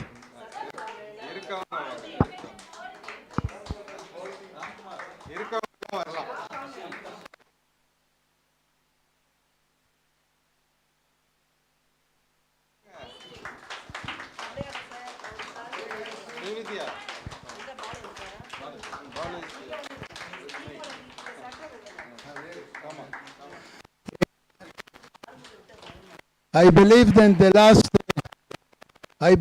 the last 2 weeks, they don't sleep. Because we put so much push and offer and target to be complete, and look on them, they're now for weekend time, so they can rest. But I must say something about the center. Center was a year ago with, let's say, not a good situation. And I don't like the, let's say, the word which is revolution, because it's not so.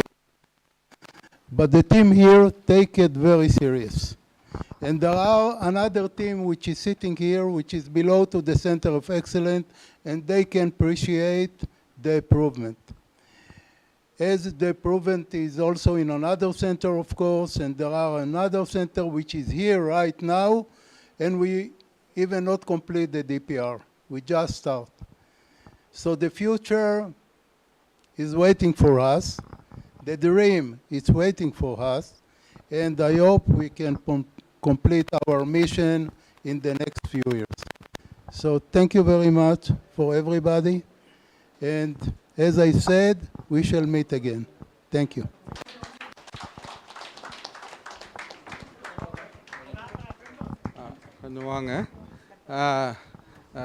It is right to end up this program with an woman officer. Actually, it is my great pleasure that I am at a headquarters. I'm in a position so not able to attend the program. Unfortunately, our director madam has some work, so that she called me. You, on behalf of directorate, you come and join here, and so it's my very immense pleasure to share the yesterday with you, and today I am here to distribute the certificate on behalf of our director madam. We must all thank you, our director madam, who has taken a very good steps every day, every hour. She used to talk with JDH, and even she conducted a video conference with the sir, Brahmadev sir, and what are the things you want, everything. Within 1 hour she said, okay, this will be provided, this will be managed. This all buildings as like art in cinema shootings, no, they will make art within 15 days. So they had done a hall, bathroom, everything they have arranged within 15 days.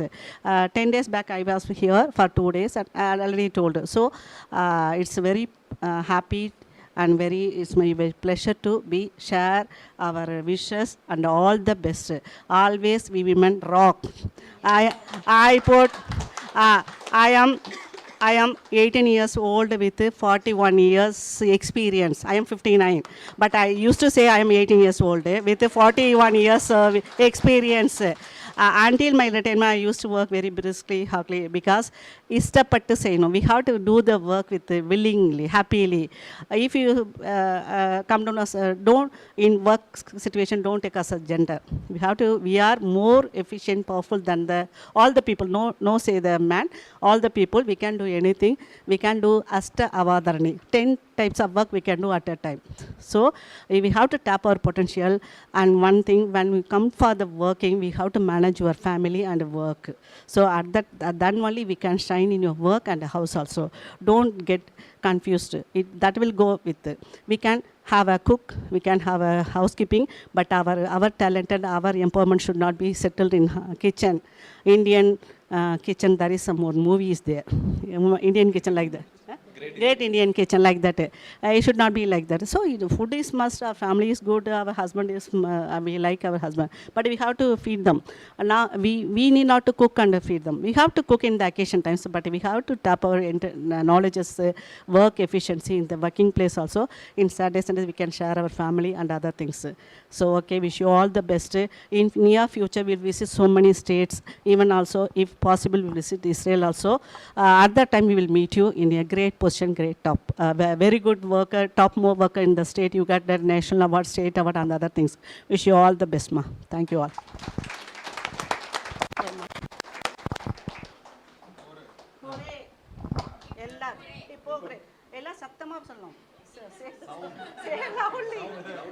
Say loudly.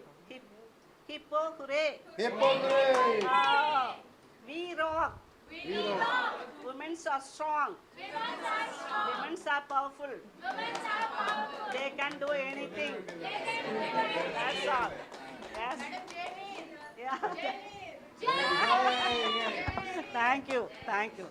Yes, ma. Thank you all. Now we break for the. Yes, okay. Okay, we break. அந்த idea கொடுத்தது நம்ம director madam. நாங்க arrange பண்ணதா நாங்க. Very nice. Okay. Have your lunch.